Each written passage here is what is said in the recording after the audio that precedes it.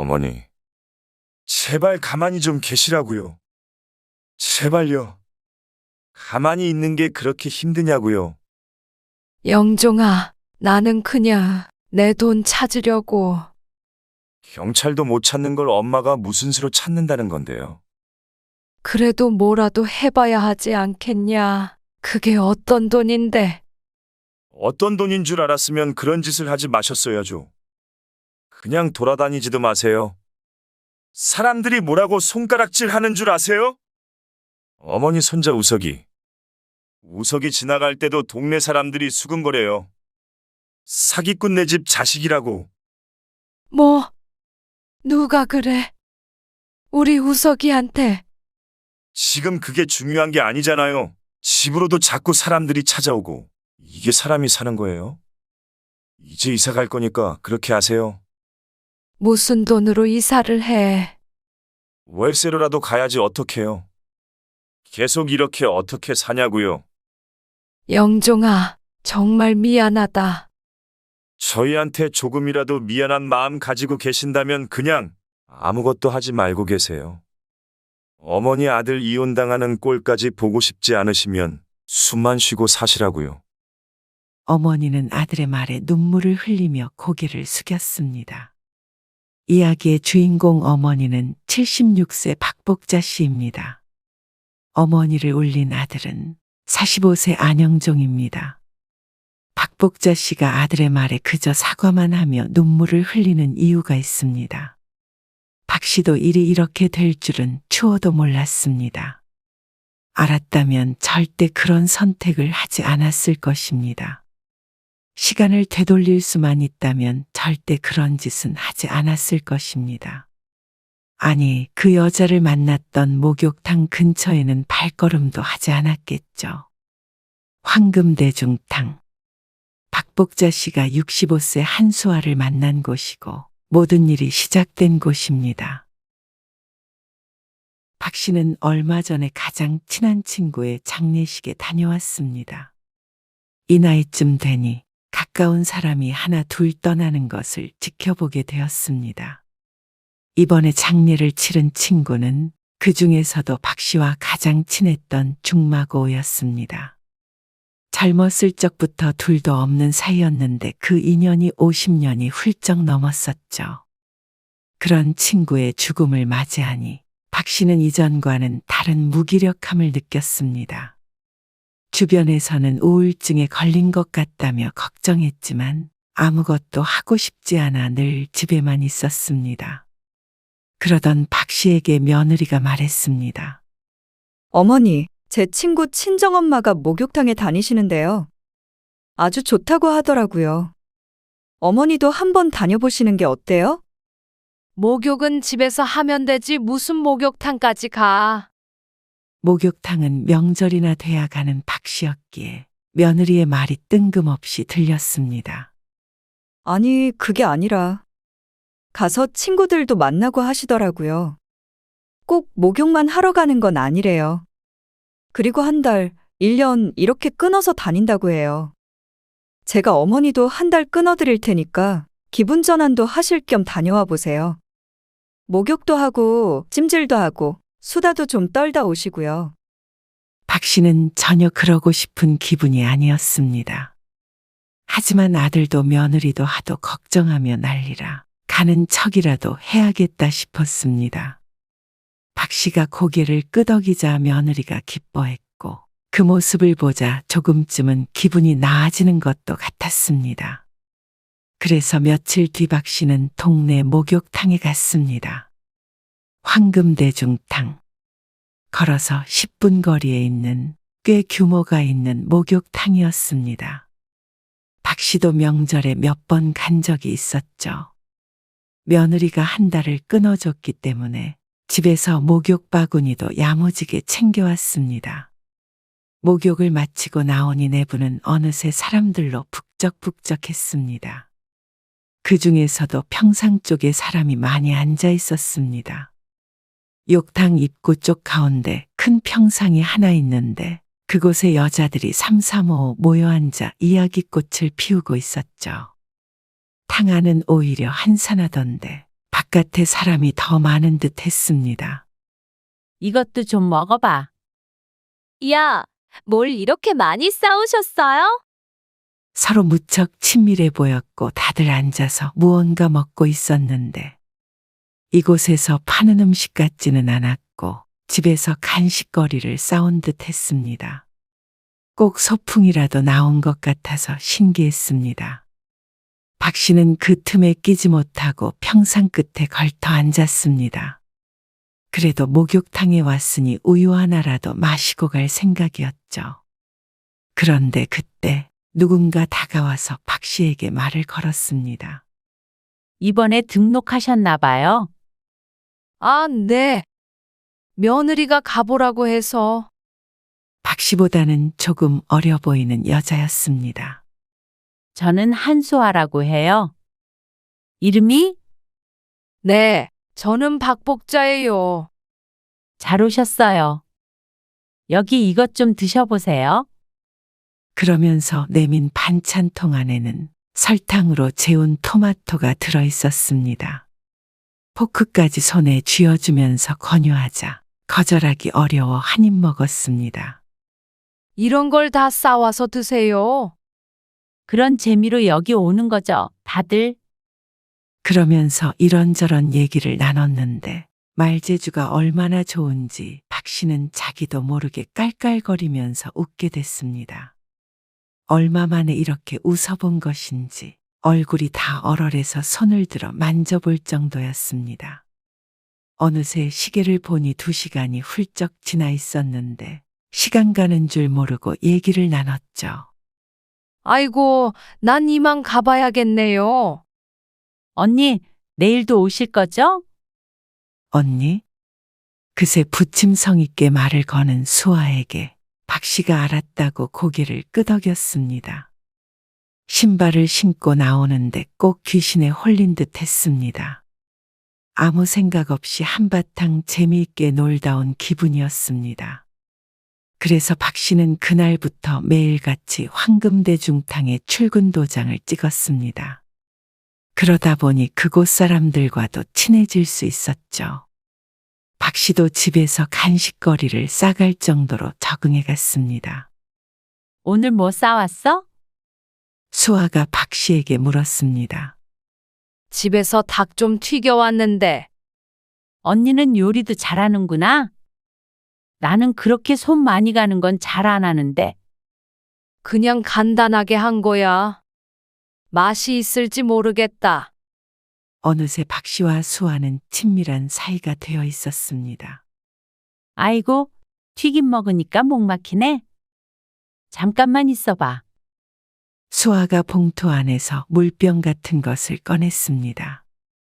그게 뭐야? 일단 이거 마시면서 먹어. 물이야?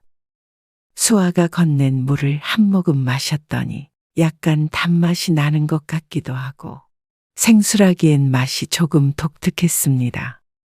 이게 고로쇠물인데. 들어봤어? 고로쇠?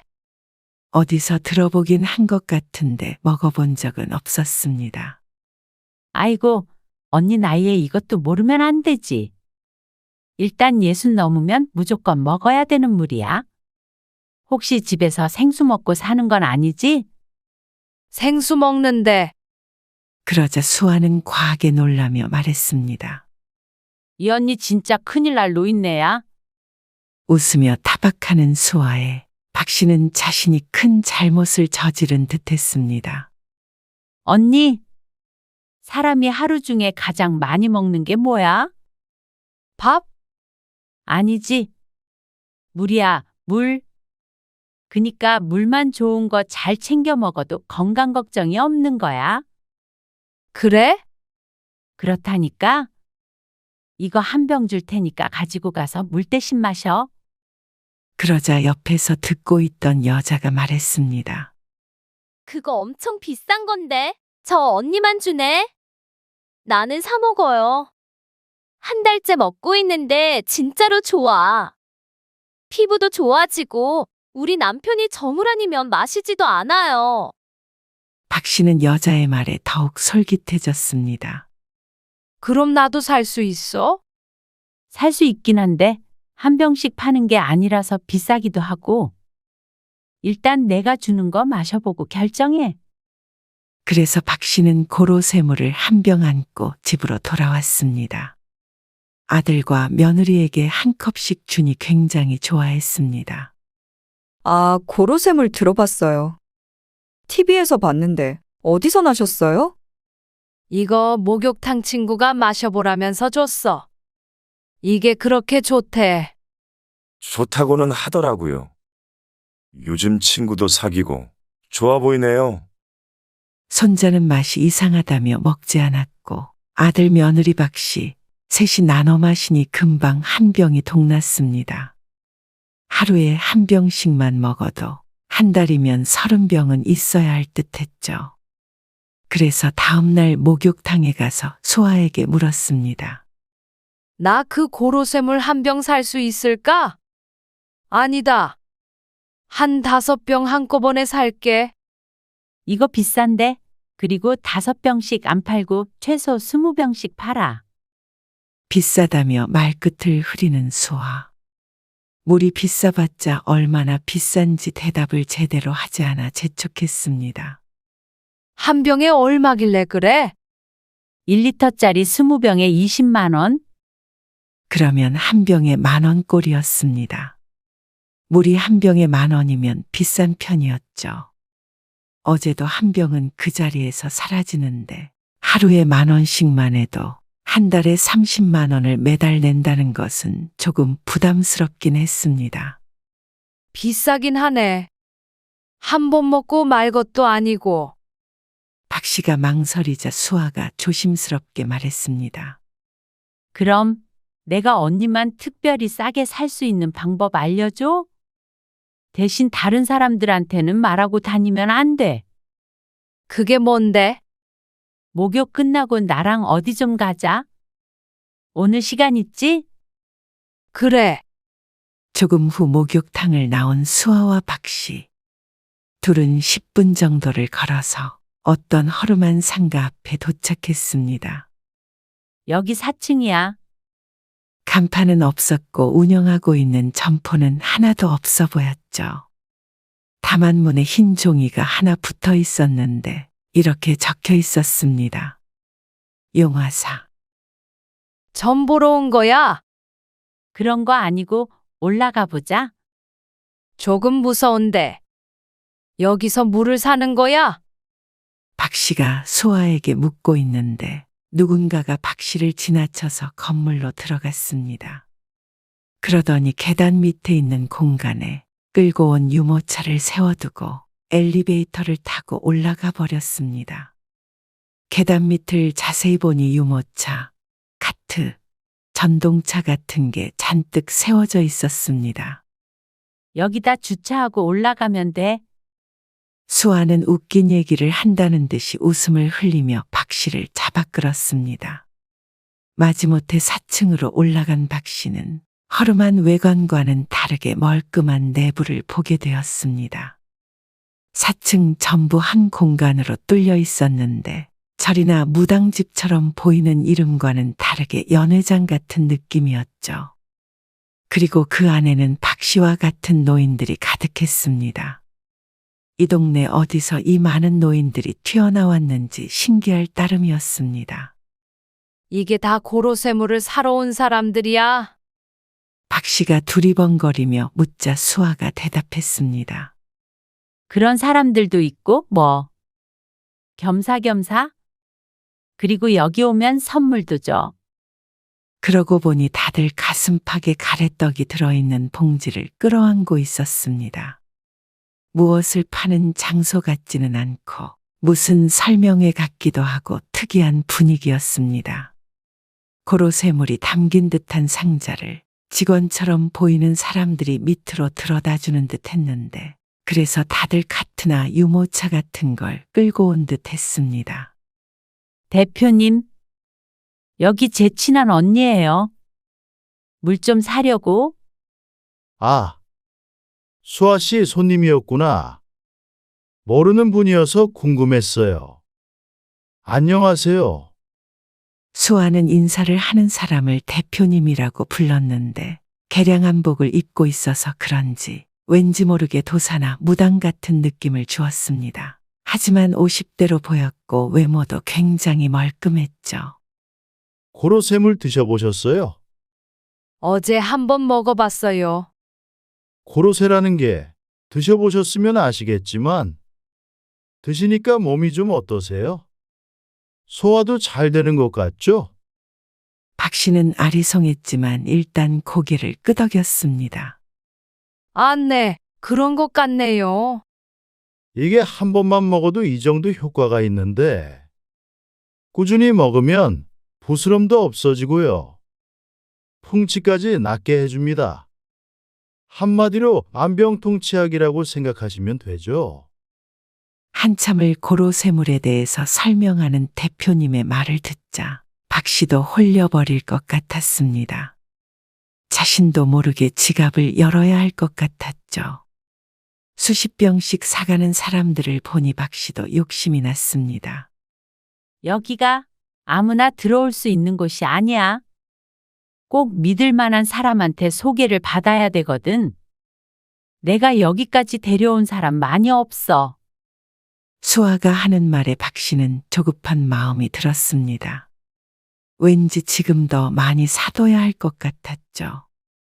그래서 그날 박 씨는 고로쇠물을 40병을 샀습니다. 할인을 받아서 30만 원을 입금하고 집으로 돌아왔습니다. 직원들이 집으로 배달을 해준다길래 빈손으로 왔는데 박 씨보다도 빨리 집 문 앞에 도착해 있는 고로쇠물 40병. 왠지 부자가 된 기분이 들었습니다.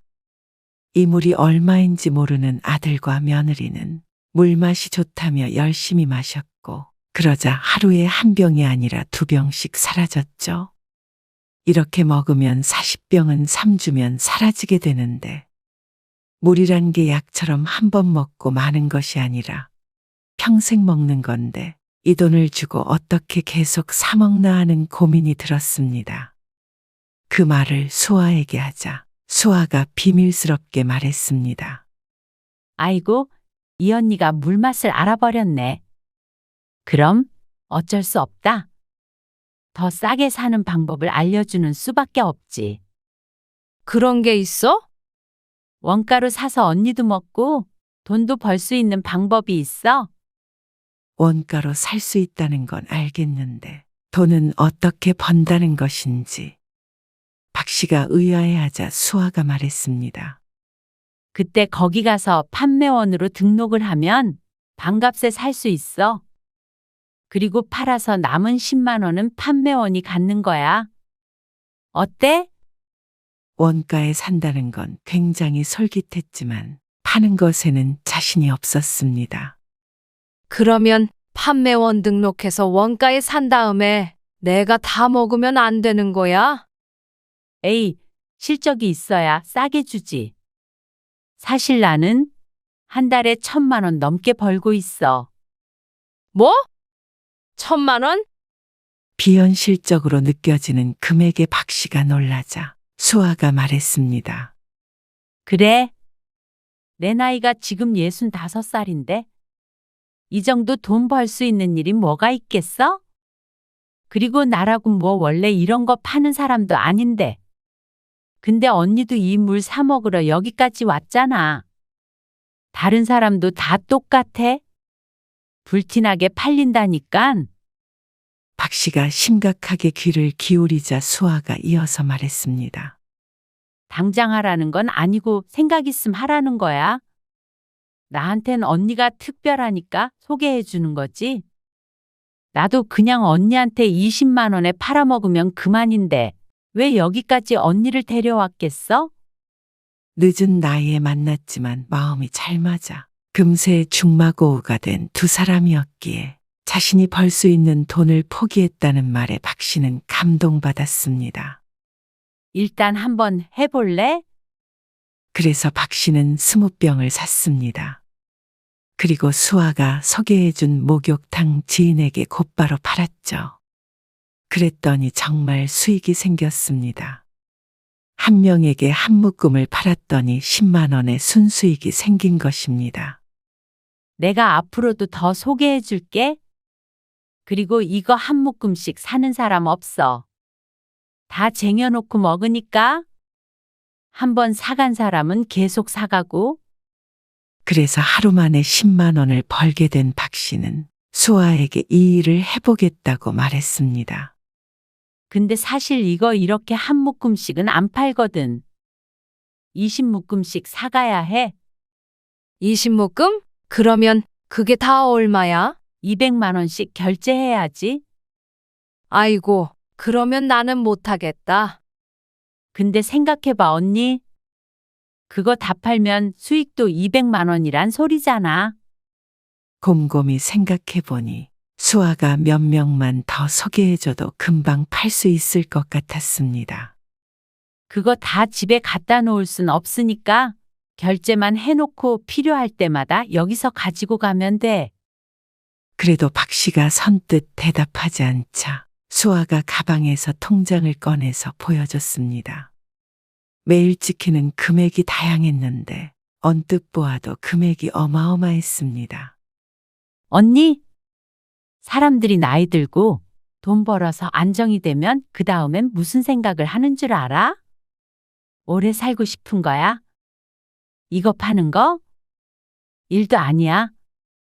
매일 3, 40만 원씩 입금된 통장을 들이미니 박 씨는 절로 고개를 끄덕일 수밖에 없었습니다. 그래서 그날 바로 통장에 있는 돈을 빼서 결제를 했죠. 그런데 수아에게서 몇 명 더 소개받기도 했고 지인들에게도 몇 번 팔아보았지만 이게 그렇게 불티나게 팔리느냐? 그것은 아니었습니다. 아고, 이것도 재주 있는 사람들이나 하지. 나는 이거 팔아서 부자는 못 되겠다. 너는 그걸로 1,000만 원씩 버는 거야?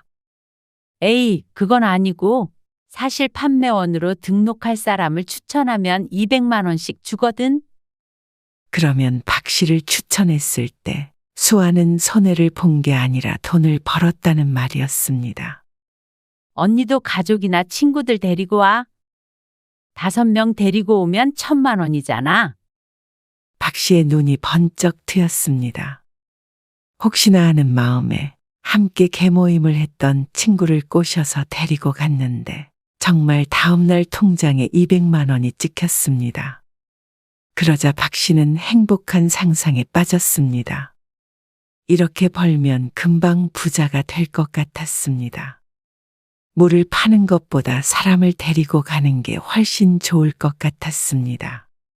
그날 이후로 박 씨는 주변을 열심히 다니며 사람을 모았습니다. 친척들과 지인들 몇 명 더 소개를 하자 통장에 돈이 점점 쌓여갔습니다. 어머니, 요즘에 뭘 이렇게 사오세요? 경제적으로 풍요로워진 박 씨는 씀씀이가 커졌습니다.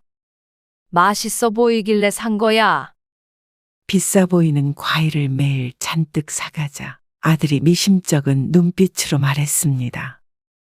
돈이 어디서 나서 자꾸 사오세요? 그게 아니라 내가 아는 사람한테 일자리 좀 소개받아서 하느라고. 돈이 생겼어. 무슨 일자리요? 아, 이상한 거 아니야. 걱정 말아라. 박 씨는 너무 좋았습니다. 늦은 나이에 여유가 생기자 손자에게 용돈도 줄 수 있고 말이죠. 그러던 어느 날 박 씨는 아들과 며느리가 싸우는 소리를 듣게 됐습니다. 우리 살림 빠듯한데 돈을 그렇게 쓰면 어떡해? 내가 허튼 데 썼어요? 우리 우석이 학원 하나 더 보내는 게 그런 말 들을 일이에요? 영어 학원이랑 독서 학원도 다니는데 아직 초등학생이잖아. 필요하니까 보냈죠. 그리고 그렇게 빠듯한 것도 아니잖아요. 집도 있고 차도 있고 애한테 돈 좀 쓰면 어때요? 이 집이 우리 거야. 엄마 거잖아. 그래도 당신이 외아들이니까 당신 거나 마찬가지죠. 아무리 그래도 그런 생각하지 말고 아끼면서 살아. 이런 이야기가 오가는 것을 듣게 된 박 씨는 결심했습니다. 그래서 그날 저녁 아들과 며느리를 불러 말했습니다. 조만간 이 아파트 명의 영종이 너한테 주마. 아파트를요? 그래. 안 그래도 줄 때 됐지. 이제 네가 가장인데. 그러자 며느리가 누구보다도 기뻐했습니다. 박 씨도 주변에서 듣는 말이 있기 때문에 아파트는 꼭 자신의 명의로 가지고 있으려고 했었지만 이제는 노후 걱정을 그다지 할 필요가 없어 보였기 때문에 지금 줘버리기로 결정한 것이었습니다. 이렇게만 살면 부자 되는 건 금방인 것 같았죠. 그러던 어느 날 목욕탕에서 수아가 박 씨를 비밀스럽게 불렀습니다. 휴대폰을 내밀며 무슨 건물 사진을 보여주길래 박 씨가 물었습니다. 이게 뭐야?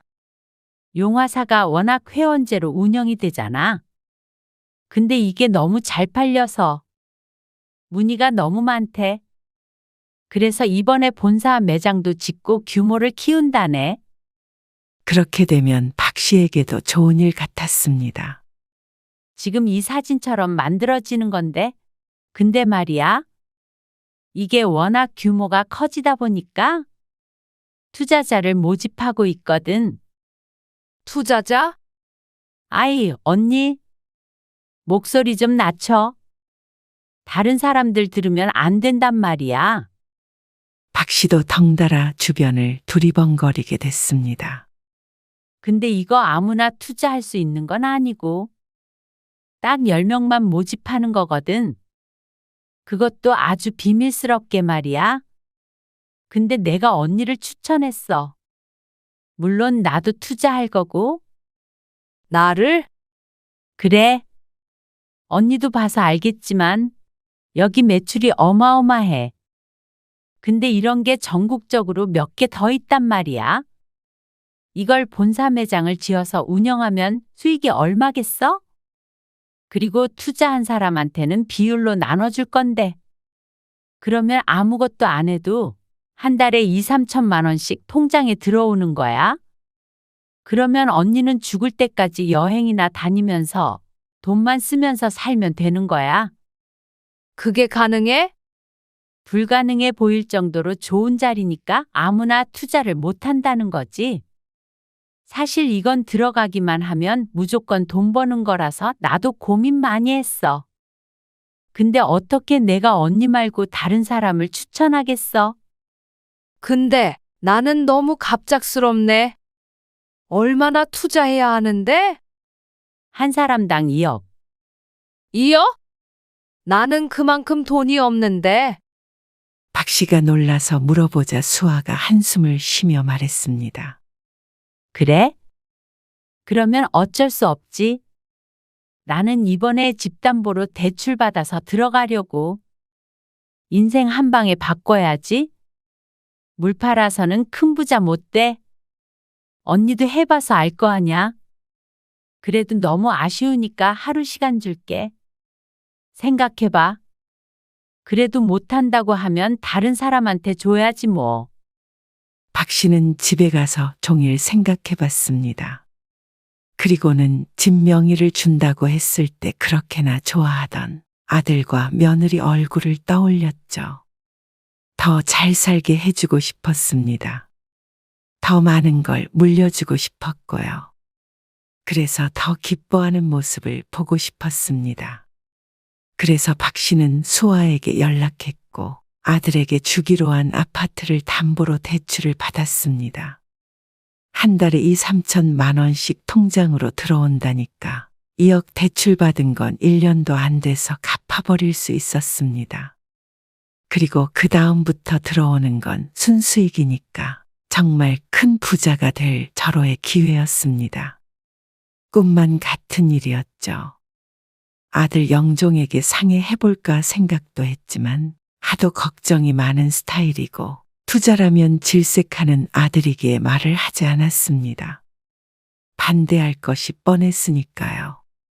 그런데 돈을 건네주고는 다음 달이 되었는데도 통장에 돈은 들어오지 않았습니다. 어떻게 된 거야? 수아에게 묻자 답답하다는 듯 대답했습니다. 바로 다음 달부터 나오겠어? 매장 열고 수익이 나와야 주지. 아마 다음 달이나 다다음 달부터 들어올 거야. 뭐가 걱정이야? 언니 물 팔고 사람들도 데리고 와서 돈 들어왔어, 안 들어왔어? 들어왔지. 일 허투루 하는 곳 아니야. 그렇게 작은 회사도 아니고. 걱정 말고 기다려. 그렇게 기다리기를 3개월이 지나가자 박 씨는 초조해졌습니다. 대출받은 이자는 계속 나가는데 왜 용화사로부터는 아무 소식이 없는지 수아에게 물어보아도 기다리라는 말뿐이었습니다. 그래도 목욕탕에서 수아를 만나 비밀스럽게 투자 이야기를 하다 보면 벌써 부자가 되어 있는 것 같았습니다. 그러다 얼마 뒤 박 씨는 집 화장실에서 미끄러져 허리를 다치게 되었습니다. 요양이 필요하다는 의사의 말에 꼼짝없이 집에 있어야 했죠. 당연히 한동안은 목욕탕에 나가지 못하게 되었습니다. 허리가 거의 나아갈 때쯤이 되자 박 씨에게 전화가 한 통 왔습니다. 형수! 형수는 알고 있었어요. 죽은 남편의 남동생이었습니다. 무슨 말이에요? 내 돈 어디 갔어요? 박 씨는 시동생이 도통 무슨 말을 하는지 알아들을 수 없었습니다. 돈이라뇨? 무슨 돈이요? 내 돈! 용화사에 3억 투자한 거 말이에요. 용화사. 박 씨가 투자한 그 회사였죠. 도련님도 투자했어요? 무슨 뭘 차린다 어쩐다 해서 투자하라고 해서 3억 넣었어요. 그런데 하도 연락이 안 돼서 찾아갔더니 흔적도 없고 나 같은 사람이 한둘이 아니라고요. 용화사 형수가 소개했잖아요. 형수는 뭘 알고 있는 거죠? 전부 한통속이죠? 박 씨는 추궁하는 시동생의 말에도 아니라고 변명 한마디 못했습니다. 박 씨도 넋이 나간 상태였으니 말이죠. 전화기 너머로 온갖 욕이 들리는 가운데 박 씨는 말없이 전화를 끊어버렸습니다. 그리고는 수아에게 전화했죠. 마지막으로 통화를 했던 게 벌써 일주일이 넘었습니다. 지금 거신 전화는 없는 번호입니다. 다시 확인하시고 걸어주세요. 안내 음성이 들려왔습니다. 박 씨는 전화기를 놓친 채로 절망하고 있다가 퍼뜩 일어나서 용화사로 달려갔습니다. 허리가 아픈 줄도 모르고 뛰어갔죠. 입구에 붙어있던 종이도 사라진 용화사. 올라가 봤더니 원래부터 비어있던 곳인 듯 아무것도 존재하지 않았습니다. 낙심해서 내려왔는데 건물 주변을 서성거리던 여자가 박 씨를 붙잡고 소리쳤습니다. 야! 너 내 돈 내놔? 박 씨가 용화사에 소개해줬던 목욕탕 친구였죠. 나 아니에요. 나도 피해자예요. 박 씨가 울먹이며 부인했지만 여자는 믿어주지 않았습니다. 내 돈 5천만 원 투자하라더니 이렇게 먹고 날라? 나도 모르는 일이에요. 나도 2억이나 줬다고요. 그러자 여자가 박 씨를 붙잡고 흔들던 손을 놓고 주저앉았습니다. 돈 벌 수 있다길래 멋 모르고 왔다가 투자하라 그래서 며느리한테 돈까지 빌렸어요. 나는 이제 어떡하면 좋아요? 경찰에 신고하러 가야겠어요. 이미 경찰에 신고했어요. 피해자가 우리뿐인 줄 알아요. 수십 명, 아니 수백 명은 돼요. 당신도 주동자잖아. 여자가 박 씨에게 다시 소리치자 박 씨가 황급히 손을 저었습니다. 아니에요. 나도 수아가 소개시켜줘서. 수아? 그 여자도 다 한패야. 다 그 여자한테 속았다고. 박 씨는 그 길로 경찰서에 찾아가 보았지만 큰 수확은 얻지 못했습니다. 피해자가 많은데 범인은 이미 해외로 도주한 듯하다고 말이죠. 그렇게 집으로 돌아왔는데 설상가상으로 아들이 박 씨에게 말했습니다. 어머니, 그때 아파트 명의 주시기로 한 거 이번에 주실 거죠? 우석이 엄마가 물어보네요. 박 씨가 대답하지 못하고 머뭇거리고 있는데 현관문이 쿵쿵쿵 하는 소리가 났습니다. 아들과 박 씨가 문을 열자 계모임 친구가 문 밖에 서 있었습니다. 너, 내 돈 내놔. 그 뒤로는 난리가 났습니다. 너 때문에 내가 평생 번 돈 다 날렸다며 고래고래 소리 지르는 통에 이웃들도 고개를 빼고 쳐다볼 정도였죠. 박 씨는 나는 아니다, 나도 몰랐다 변명했지만 친구는 박 씨의 머리채를 쥐려고 했습니다. 아들이 나서서 뜯어말려야 했죠. 설득 끝에 계모임 친구는 돌아갔고 폭풍 같은 시간 끝에 더욱 무서운 시간이 박 씨를 기다리고 있었습니다. 아들과 며느리가 나란히 앉아 있는 거실. 그 앞에 주저앉은 박 씨. 긴 침묵을 깨고 아들이 말했습니다. 이게 무슨 일이에요? 설명 좀 해보세요. 박 씨는 지금까지 있었던 일을 아들에게 설명했습니다.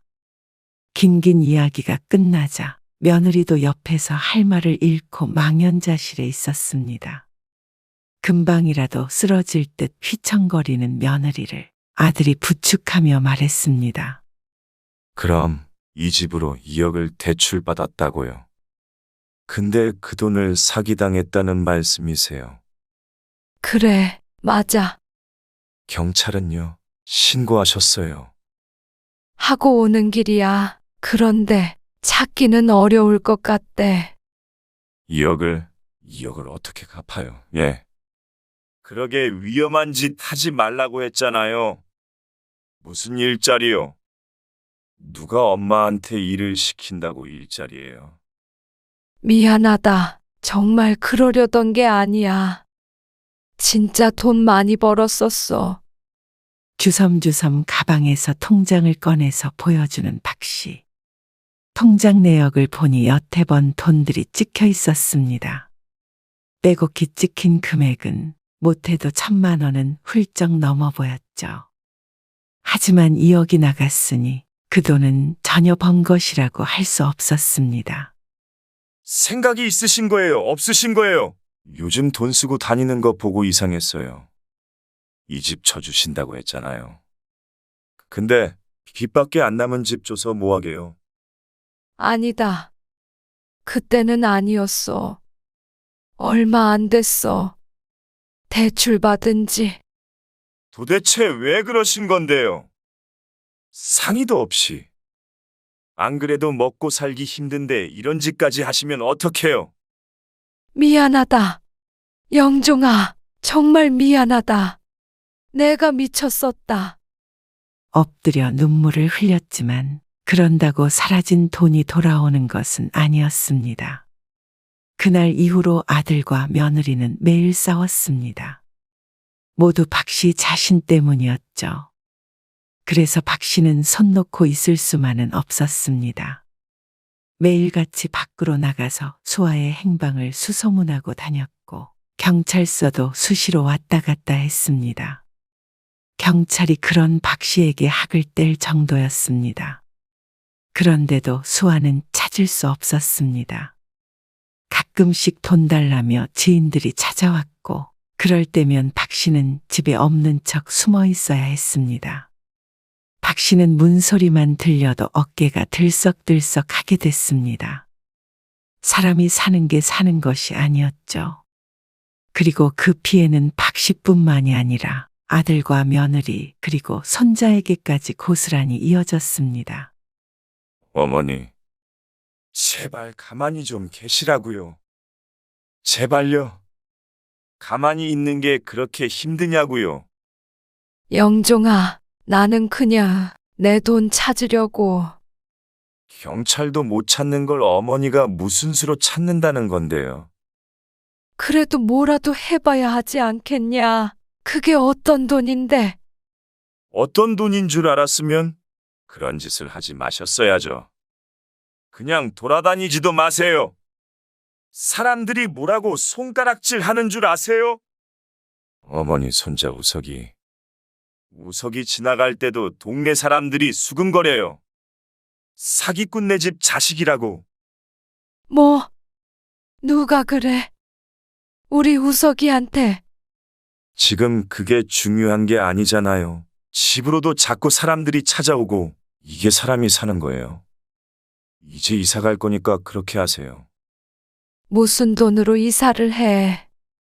월세로라도 가야죠. 이렇게 어떻게 살아요? 그러게 진작 집도 제 명의로 주셨으면 이런 일 있지도 않았잖아요. 영종아, 정말 미안하다. 나는 그냥 너한테 더 많이 주고 싶어서 내가 너무 어리석었어. 저희한테 조금이라도 미안한 마음 가지고 계신다면 그냥 아무것도 하지 말고 계세요. 박 씨는 가만히 눈물을 흘렸습니다. 우석이 엄마가 뭐라 그러는 줄 알아요? 이혼하자 그래요. 우석이 데리고 가버리겠다고. 어머니 아들 이혼당해서 길거리에 혼자 낳는 꼴까지 보고 싶지 않으시면 숨만 쉬고 사시라고요. 차갑게 돌아서는 아들. 숨만 쉬라는 아들의 말에 박 씨는 숨조차 쉴 수 없는 기분이 되었습니다. 하루 종일 방에 드러누워 있는 박 씨에게 며느리가 식사하라며 불렀지만 박 씨는 이불 속에서 나오지 않았습니다. 며느리도 더는 박 씨를 부르지 않았죠. 박 씨는 살아도 사는 게 아닌 기분으로 지냈습니다. 아들도 괴로워했고 며느리도 괴로워했습니다. 한순간에 집이 풍비박산 나버린 듯 했습니다. 그것도 박 씨의 손에 의해서 말이죠. 집은 매일 살얼음판을 걷는 듯 했고 손자 우석이도 학교가 끝나면 바로 집으로 와서 방에 틀어박혀 있었습니다. 서로 대화하지 않게 된 아들과 며느리, 그리고 월세집을 알아보러 다니는 아들을 보며 박 씨는 결심을 하게 됐습니다. 다음 날 모두가 출근하고 혼자 집에 있을 때 박 씨는 편지 한 통을 남기고 집을 나섰습니다. 아들에게 미안하다, 영종아. 미안하다는 말을 100번, 1000번 해도 모자라단 걸 안다. 우선 내 통장에 들어있던 남은 돈은 너한테 다 붙여놨다. 이거로 이사 가는데 보태라. 내 욕심에 어리석은 선택을 해서 미안하다. 이사 가거들랑 핸드폰 번호는 바꾸고 혹시라도 누가 연락하거나 찾아온다면 나랑은 영 끊었다고 말해라. 아니면 엄마는 죽었다고 해라. 그러면 더는 괴롭히지 않겠지. 앞으로 힘들 텐데 밥숟가락 하나라도 줄이는 게 내가 도와줄 수 있는 유일한 일 같아서 떠난다. 난 이제 늙어서 병들 일밖에 없기 때문에 너희에게 짐밖에 되지 않을 것 같다. 못난 엄마 때문에 더 이상 마음 쓰지 말아라. 영종이 넌 아직 젊으니까 잘 살아갈 수 있을 테지만 힘든 길을 걷게 해서 미안하다. 너에게 면목이 없고 며느리 볼 낯도 없다. 부디 싸우지 말고 사이좋게 살길 바란다. 잘 살고 날 찾지 말거라. 엄마가.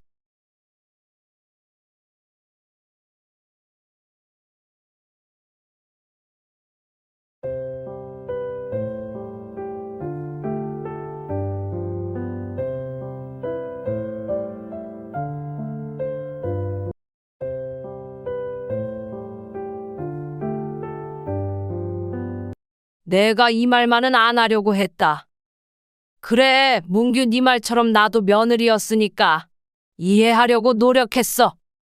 나라고 70 넘어서 힘들게 애 보고 싶겠니? 그래도 너희 맞벌이 한다고 힘들까봐 군말 없이 애 봐줬다. 그리고 우리 집에서 보라면 우리 집에서 보고, 너희 집에서 보라면 너희 집에서 보고, 며느리 힘들까봐 청소 설거지 해주다가 지 살림 건들지 말래서 안 했고 음식도 해다 바쳤어. 그런데 돌아오는 말은 고맙다는 말이 아니라 고작 나쁜 시어머니냐? 그러자 며느리가 말했습니다. 저도 노력했어요. 이렇게 가까이 살면 힘들 줄 알았는데도 왔고요. 그런데도 잘못한 것만 꼬집으시니까 너무 서글퍼요.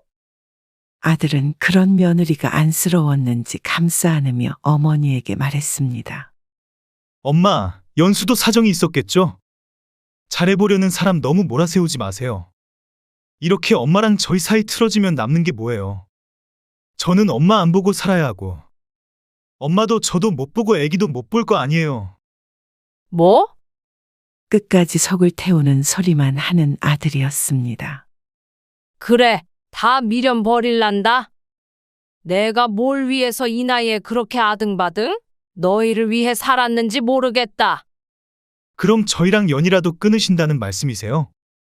그건 내가 바라는 게 아니고 네 마누라가 바라는 일 아니니? 왜 그렇게 연수를 미워하시는 거예요? 정말 도저히 못 참겠어요. 이제 그만할게요. 그리고 앞으로 애도 안 맡기겠습니다. 아들과 며느리, 그리고 어머니 사이엔 깊은 고립회였습니다. 이 모든 것이 잘못 들인 며느리 때문인 줄 알았지만 오늘 보니 가장 잘못된 것은 자신의 아들일 수도 있겠구나 하는 생각이 들었습니다. 하지만 분명히 시작은 며느리로부터 시작되었습니다. 이야기의 주인공은 올해 73세가 된 어머니 원미현 씨입니다. 어머니에게 소리치고 있는 남자는 원미순 씨의 아들 37세 강문규입니다.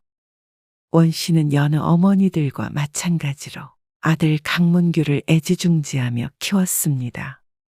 다만 남들보다 좀 더 애틋했던 것은 남편 없이 홀로 키웠기 때문이었죠.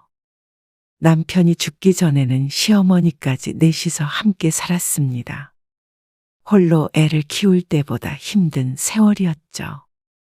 시집살이가 대단했기 때문이었습니다. 고부 갈등 때문에 이혼도 몇 번 결심했었는데 아들 문규만 생각하며 버텼습니다. 남편이 떠난 뒤로도 시어머니가 돌아가실 때까지 몇 년을 더 모시고 살았고 그때라고 시어머니가 다른 사람이 되진 않았죠. 그래서 아들이 결혼했을 때도 절대 합가만은 하지 말아야지 하고 다짐하게 되었습니다. 실제로 아들이 혼자 살아야 하는 원 씨에게 넌지시 물어보았지만 단호하게 거절했습니다. 진짜로 괜찮으시겠어요? 아, 괜찮다마다. 혼자 사는 게 뭐가 대수라고.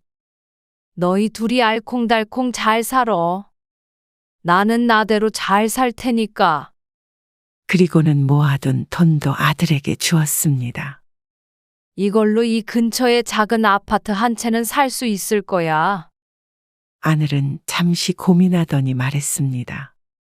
감사해요, 엄마. 근데 이 돈으로 회사 근처로 집 구할게요. 아들 회사 근처는 번화가라 원 씨가 살고 있는 동네보다 비쌌습니다. 거긴 너무 비싸지 않아?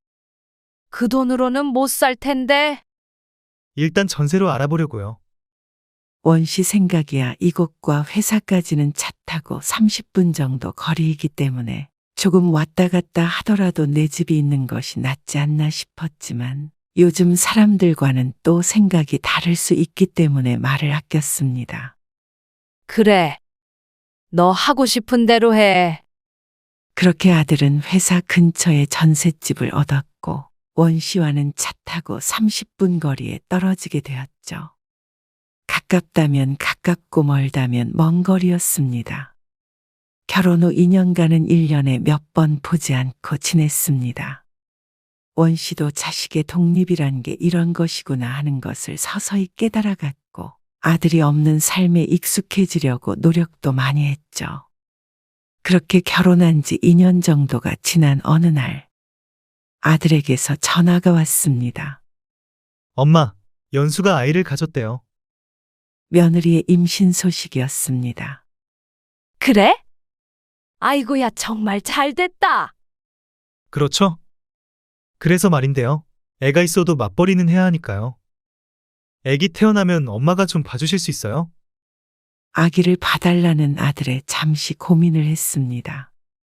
예전처럼 치열하게 살고 있지는 않지만 그래도 몸이 건강할 때까진 일을 하고 싶어서 아직도 잠깐씩 돈 벌 수 있는 소일거리는 하고 있으니 말이죠. 그게 아니면 연수가 일을 그만둬야 하는데 아직은 저 혼자 벌어서는 안 될 것 같아서요. 원 씨는 결국 고개를 끄덕일 수밖에 없었습니다. 그래, 알았다. 어쩔 수 없지. 근데 거리가 마음에 걸려서요. 합가하실 생각은 여전히 없으시죠? 그건 당연한 말이었습니다. 엄마만 괜찮다고 하시면 저희가 엄마 집으로 들어가도 돼요. 그냥 내가 왔다 갔다 하면서 봐주마. 그렇게 말씀하실 것 같았어요. 근데 엄마가 버스 타고 오시려면 1시간은 잡아야 하는데 저희도 마음이 편하지가 않고요. 늦게 끝나면 엄마 모셔다 드리기도 여의치 않아서 차라리 저희가 그쪽 동네로 이사를 가면 어떨까 싶어요. 갑작스러운 말이었지만 이 동네에 집을 사줄 생각도 했었던 원 씨이기에 대수롭지 않게 생각했습니다. 너희 회사는 안 불편하겠어? 그렇다고 엄마가 그 집 팔고 이사를 오실 수도 없으니까요. 저희가 가는 게 좀 더 합리적이죠. 그래서 원 씨는 이번에도 아들이 원하는 대로 하라고 말했습니다. 걱정스러운 마음도 잠시 어련히 알아서 의논하고 결정하지 않았겠나 싶었습니다. 한두 살 먹은 어린 아이도 아니고 이제 다 큰 아들에게 이래라 저래라 할 수는 없는 노릇이었죠. 그렇게 아들 부부는 얼마 안 있어 원 씨와 가까운 곳으로 이사를 오게 됩니다. 이사를 왔어도 애를 낳기 전까지는 서로 왕래가 자주 있지는 않았습니다. 며느리도 배가 많이 불러올 때까지 일을 했기 때문에 서로 볼 시간이 없었죠. 그리고 며느리는 귀여운 남자 아이를 낳았습니다. 원 씨의 아들을 닮은 것 같기도 하고 며느리를 닮은 것 같기도 하고 어찌됐든 천사처럼 예쁜 손주가 생긴 원 씨는 무척 기뻤습니다. 하지만 며느리가 산후조리원에서 나와서 아이를 데리고 집으로 돌아온 날에 잠시 봤을 뿐 그 뒤로 한참을 보지 못했습니다. 지방에서 홀로 살고 있는 사돈이 몸조리를 해줬기 때문이었습니다. 아이와 집에 도착했다는 말에 부랴부랴 찾아간 아들네 집. 안녕하셨어요, 사돈. 네, 잘 지내셨어요? 오랜만에 뵙네요. 사돈끼리 어색한 인사를 주고받았습니다. 며느리는 계속 누워만 있었고 아이는 사돈이 내내 안고 있었습니다. 목을 쭉 빼고 구경하는데 자신도 할머니인데 왜 이렇게 멀찍이 보고 있나 싶어서 말했습니다. 저도 한번 안아볼게요. 그러자 마지못해 아이를 안겨줬습니다. 자신의 괜한 생각인지는 몰라도 기분이 좋지는 않았습니다. 하지만 아이를 보는 순간 그런 생각은 눈 녹듯 사라졌습니다. 까꿍까꿍 해가며 아이를 어르고 있는데 사돈이 말했습니다. 이제 식사 준비할 건데 여기서 식사하고 가시게요. 식사하고 가라는 말이 아닌 설마 식사까지 하고 갈 거냐는 느낌이었습니다. 이래서는 먹고 가고 싶어도 그렇다고 대답하는 것이 민망했죠. 아니요, 집에 가서 먹어야죠. 집 가까우니까. 그렇게 아들 집에서 나오면서도 내가 왜 이렇게 나왔지 하고 후회했습니다. 꼭 남의 집에 방문한 불청객이 된 듯한 기분이었습니다. 하지만 눈치를 어찌나 주던지 오히려 계속 있는 게 불편해서 나와버렸는데 기분이 이상했죠. 그리고 그날 이후로 사돈이 아들 집에 머무는 3주 동안은 아기를 사진으로만 봤습니다. 그렇게 가까이 살면서 어쩜 한 번을 오라고 안 하는지 아들에게도 며느리에게도 서운했습니다. 하지만 그때가 오히려 좋았다는 걸 깨닫게 되는 데는 오래 걸리지 않았습니다. 몇 달이 지나자 며느리는 다시 직장에 나갔습니다. 그리고 원 씨는 그렇게 보고 싶었던 손주를 하루 종일 보게 되었죠. 아이를 키워본 지 벌써 30년, 아니 40년 가까이 된 일이기 때문에 잊고 있었는데 보통 힘든 것이 아니었습니다. 아이는 가끔 봐야 좋다는 것을 금세 알게 됐습니다. 아이고, 허리야. 아이는 시도 때도 없이 울어대고 70 넘은 나이에 계속 안고 있으려니 허리며 무릎이며 나만하질 않았죠. 내 손주니까 돌보지. 남의 자식은 죽어도 못 키우겠다. 에효. 그리고 육아는 아들네가 아닌 원 씨의 집에서 하게 되었습니다. 아들이 출근할 때 원 씨네 집에 데려다 놓고 퇴근할 때쯤이면 원 씨가 아이를 아들네로 다시 데려갔죠. 며느리가 그렇게 하자 했지만 문제가 있었습니다. 문규야. 가방에 젖병이 없는데? 안 넣었어? 글쎄요. 연수가 안 넣었어요. 연수한테 전화해 보세요. 저 지금 바빠서요. 원 씨는 전화를 끊고 며느리에게 다시 전화를 걸었습니다. 그리고 아들에게 했던 말을 반복했죠. 안 넣었어요? 분명히 챙겼던 것 같은데. 아무리 뒤져도 없어. 어쩌냐? 지금 먹을 때가 됐는데. 그러자 며느리가 머뭇거리더니 말했습니다. 그러면 저희 집에 가서 가지고 오시겠어요? 비밀번호 알려드릴게요. 걸어서 10분 정도 거리인 아들네 집. 가까운 듯 하지만 아기를 데리고 왔다 갔다 하기에 쉽지만도 않았습니다. 그날 이후로 뭐가 없다 하면 아들네 집을 드나들게 되었는데 누구에게도 좋은 일은 아니었죠. 며느리도 시어머니가 아무도 없는 집에 들락거리는 게 좋지만은 않았을 것이고 원 씨도 힘들어 죽을 지경이었습니다. 애 보행기라도 가져다 놔야 하는 거 아니야? 근데 이거 가지고 어떻게 왔다 갔다 하니? 어머니, 그냥 낮 동안 저희 집에서 보세요. 애도 커서 이제는 어머니 댁에서 보는 게 불편할 거예요. 원 씨도 하고 있던 생각이었습니다. 여태 여간 번거롭고 힘든 게 아니었습니다. 아들네 집에서 애를 돌보니까 좀 더 수월해지긴 했지만 그래도 육아는 여전히 힘들었습니다. 골병이 날 것 같아서 오히려 멀리 사는 사돈이 부러울 지경이었습니다. 명절이며 생일이며 특별한 날에는 아들이 애를 데리고 찾아가고 혼자의 돌볼 일도 없으니 말이죠. 그리고 명절 얘기가 나왔으니 말인데 그것에 대해서도 원 씨는 할 말이 많았습니다. 아들이 이사하고 나서 돌아온 설이었습니다. 엄마, 이제부터 명절 때는 장모님네 내려가 있을게요. 언제는 안 그랬다는 듯이 말하는 아들. 사돈도 원 씨처럼 사별로 혼자 살고 있었습니다. 그래서 아들은 늘 명절 하루 빼고는 처가에 가 있었죠. 그게 아니라 연휴 시작될 때 바로 가려고 그러죠. 그럼 우리 집엔 하루도 안 있는다는 거야? 그러고는 며느리를 쳐다보았는데 며느리는 딴 곳을 보고 있었습니다. 네. 엄마랑은 늘 보니까. 장모님은 혼자 계시고. 죄송해요, 어머니. 며느리가 풀죽은 목소리로 말했습니다. 원 씨는 명절의 차례는 지내지 않지만 그래도 늘상 떡국은 같이 먹었으니 선뜻 그러라는 말을 하기가 망설여졌습니다. 전날에라도 와서 같이 떡국 한 그릇 먹고 가지. 연휴 전날 퇴근하고 바로 출발하려고 해요. 그러면 명절 중 하루도 이곳에 없다는 말이었습니다. 원 씨가 고민하자 며느리가 말했습니다. 어머니 섭섭하시겠어. 아니에요, 어머니. 그냥 저희 집은 나중에 갈게요. 아니다. 그렇게 해라.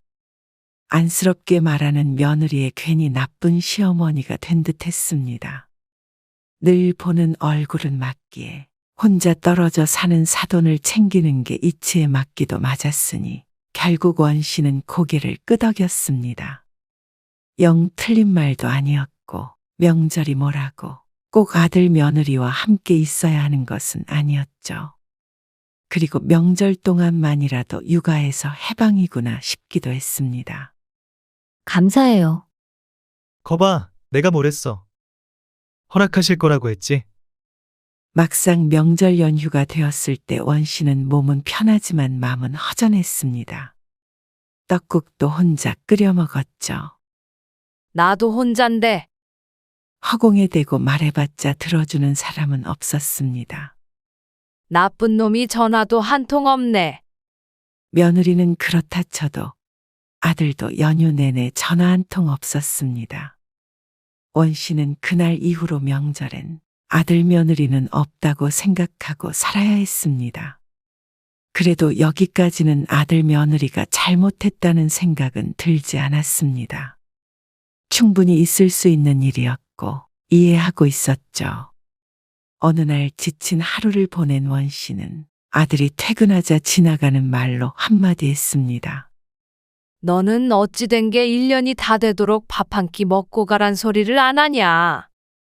아들이나 며느리 중 하나가 퇴근하고 애를 건네주면 원 씨의 일이 끝이 나는데 한 번도 저녁밥 한 끼를 얻어먹어 본 적이 없었기에 하는 말이었습니다.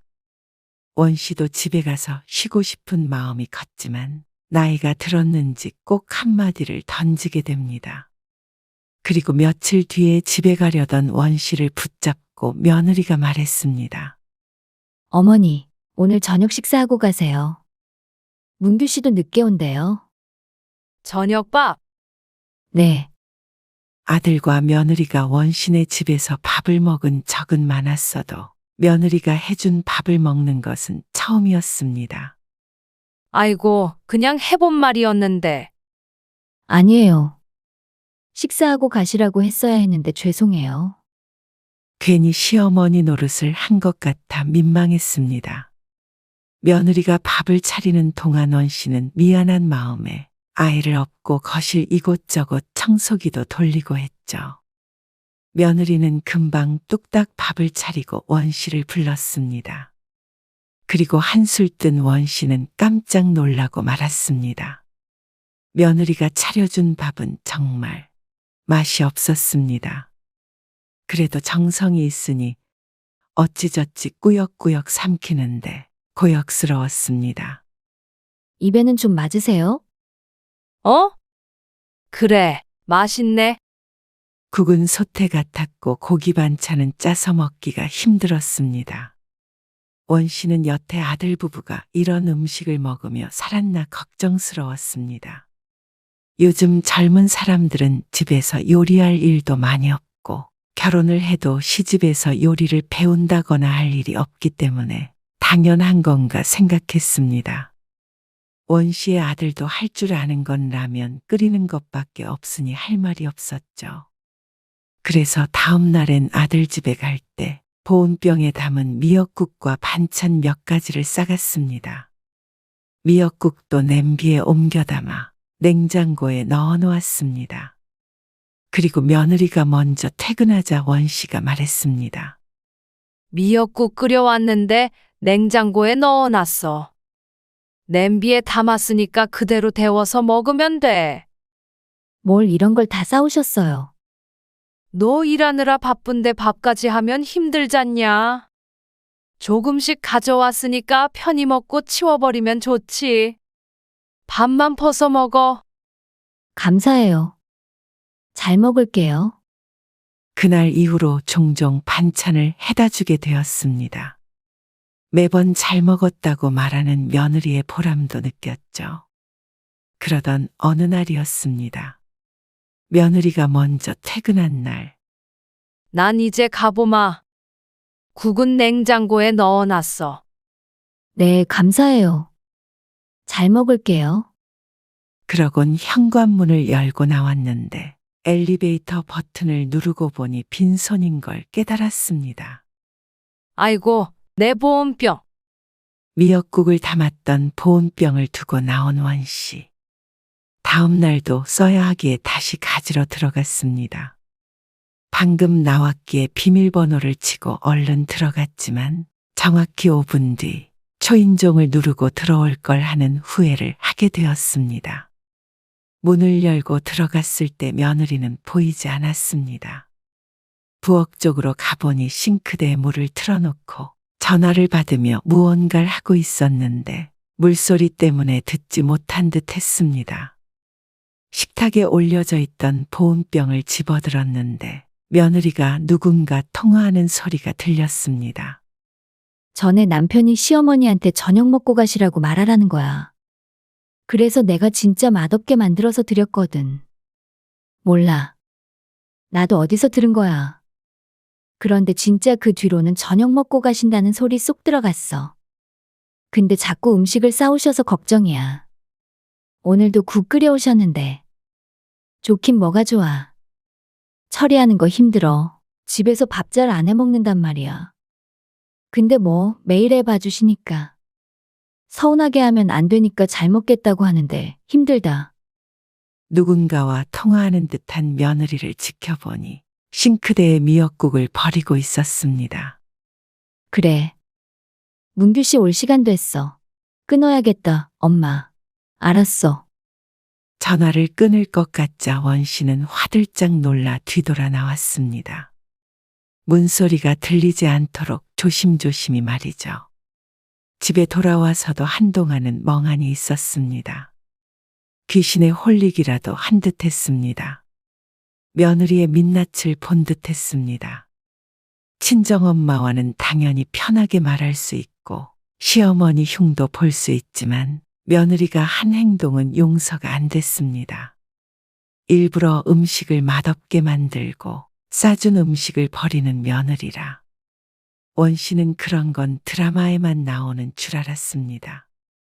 며느리는 원 씨에게 하고 싶은 말이 있어도 아들을 통해서 하는 편이기에 저렇게도 적나라하게 말하는 며느리는 처음 보았습니다. 며느리와 아주 살가운 사이는 아니었지만 그럭저럭 좋은 관계는 유지한다고 생각했으니 더욱 충격이 컸습니다. 앞으로 며느리 얼굴을 어떻게 봐야 할지도 막막했죠. 그렇게 뜬 눈으로 밤을 지샌 원 씨는 다음 날 아침 일찍 고민에 빠졌습니다.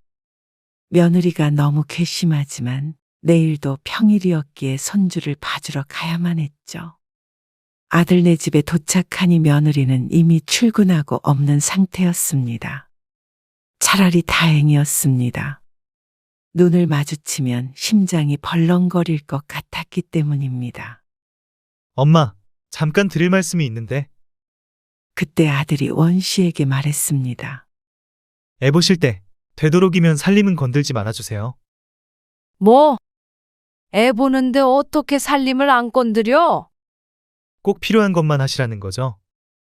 냉장고 같은 것도 막 함부로 열어보지 마시고요. 황당해서 말이 안 나왔습니다. 냉장고도 안 열어보고 어떻게 애 먹을 걸 챙겨주는지. 그리고 하루 종일 있는 원 씨는 점심은 이곳에서 먹었는데 그러면 이제 밥도 먹지 말라는 말인지 어이가 없었습니다. 그럼 나보고 굶으라는 거야? 아니, 그건 아니고요. 이건 연수 살림이니까. 여기저기 들춰보시는 거 연수가 좀 불편해하는 것 같아서요. 말은 안 해도 느껴지는 게 있잖아요. 정말 말을 안 했는데 아들의 생각을 말하는 것인지 아니면 아들을 통해서 자기가 하고 싶은 말을 하는 것인지 모를 일이었습니다. 아니면 전처럼 엄마 집에서 애 보시는 건 어때요? 뭐야? 며느리도 미웠지만 아들은 더 미웠습니다. 너는 이제 보니까 바보 천치구나. 연수도 그렇다. 불편하면 나한테 직접 얘기하던가? 왜 너한테 말을 전해? 애 맡겨서 편해지고는 싶고 너희 불편한 건 못 참겠다 이거야? 아니, 왜 화를 내세요? 그냥 조금만 서로 조심하자 이거죠. 서로 조심하자는 게 아니잖니? 그냥 나보고 아무것도 하지 말고 죽은 듯이 애나 보라는 거 아니냐? 말을 왜 그렇게 심하게 하세요? 그런 거 아니에요. 너나 연수 마음 잘 알았다. 그렇게 불편하면 애는 너희가 직접 키워. 내가 너희한테 꼴랑 용돈 몇 푼 받고 여태껏 애기 봐준 거는 너희 힘들까봐 도와준 거야. 그런데 뭐? 불편? 참나 기가 막혀서 말이 안 나온다. 엄마 너무 흥분하신 것 같아요. 그냥 못 들은 걸로 하세요. 뭘 못 들어? 연수가 지 살림 건들지 말라고 한 거잖냐? 아니, 연수 잘못이 아니라 제가 그렇게 생각한 거예요. 화 푸세요. 됐다. 오늘은 어쩔 수 없으니까 봐주는데 내일부터는 다른 방법 찾아봐라. 이제 더 이상 안 올란다. 그러고는 출근하던 아들을 문 밖으로 쫓아내버렸습니다. 애들 돌보면서도 분한 마음이 가시지 않았습니다. 며느리가 먼저 퇴근해서 원 씨의 눈치를 봤습니다. 어머니, 죄송해요. 그런 뜻이 아니었어요. 제가 일을 하다 보니까 집안일에 신경을 많이 못 써서 어머니가 그런 거 다 보시는 게 부끄러워서 그랬어요. 자꾸 청소도 해주시니까. 내가 그냥 놀러 온 것도 아니잖냐? 그리고 너희 바쁜 거 다 아니까 뭐라도 좀 해주고 싶어서 그랬던 거고. 네, 알죠. 죄송해요.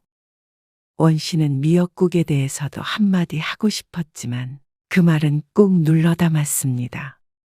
그때 아들이 와서 또 사과를 했습니다. 엄마, 연수 마음 그게 아닌 거 알죠? 죄송해요. 제가 말을 이상하게 전해서 그런 거예요. 엄마도 할머니 때문에 힘들었으니까 며느리 마음 잘 알잖아요. 조금만 이해해줘요. 말 한마디를 해도 어쩜 저렇게 얄밉게 하는지. 한마디 하면 할수록 점수를 깎아먹는다는 걸 모르는 아들이었습니다. 엄마, 내일도 애기 봐주러 오실 거죠? 콱 주둥이를 한 대 때려주고 싶었는데 저 얄미운 아들을 낳은 죄는 자신에게 있었습니다. 결국 져주고 마는 어머니였습니다. 하지만 그 뒤로는 되도록이면 애기만 봐주고 아들 며느리와는 시간을 덜 보내려고 했습니다. 그러다 원 씨가 폭발하게 되고 아들이 원 씨에게 등을 돌리게 되는 일이 생깁니다. 어느 날 아들과 며느리가 원 씨를 앉혀놓고 얘기했습니다. 엄마, 아무래도 우리가 장모님 모시고 살아야 될 것 같아요. 사돈을? 왜 무슨 일 있으셔? 그건 아니고 하나밖에 없는 딸이랑 떨어져서 혼자 지내기 적적하신가 봐요. 이미 자식과 가까이 사는 고충을 알아버린 원 씨는 아들이 장모님을 모시고 산다고 해도 서운하지 않았습니다. 나이 들어 가까이에 자식도 없다면 언제 무슨 일이 생길지 모르니 오히려 그것이 옳은 것 같다고 생각하기도 했습니다. 자신은 걸어서 10분 거리에 살고 있으니 같이 사는 것이나 마찬가지였죠. 그래. 알아서 해라. 모시고 와. 그런데요. 아들이 말을 하며 며느리를 힐끔 쳐다보았습니다. 뭔데 그렇게 뜸을 들여? 다른 게 아니고 장모님 오시면 이제 장모님이 애 봐주실 수 있으니까. 다시 회사 근처로 가려고요.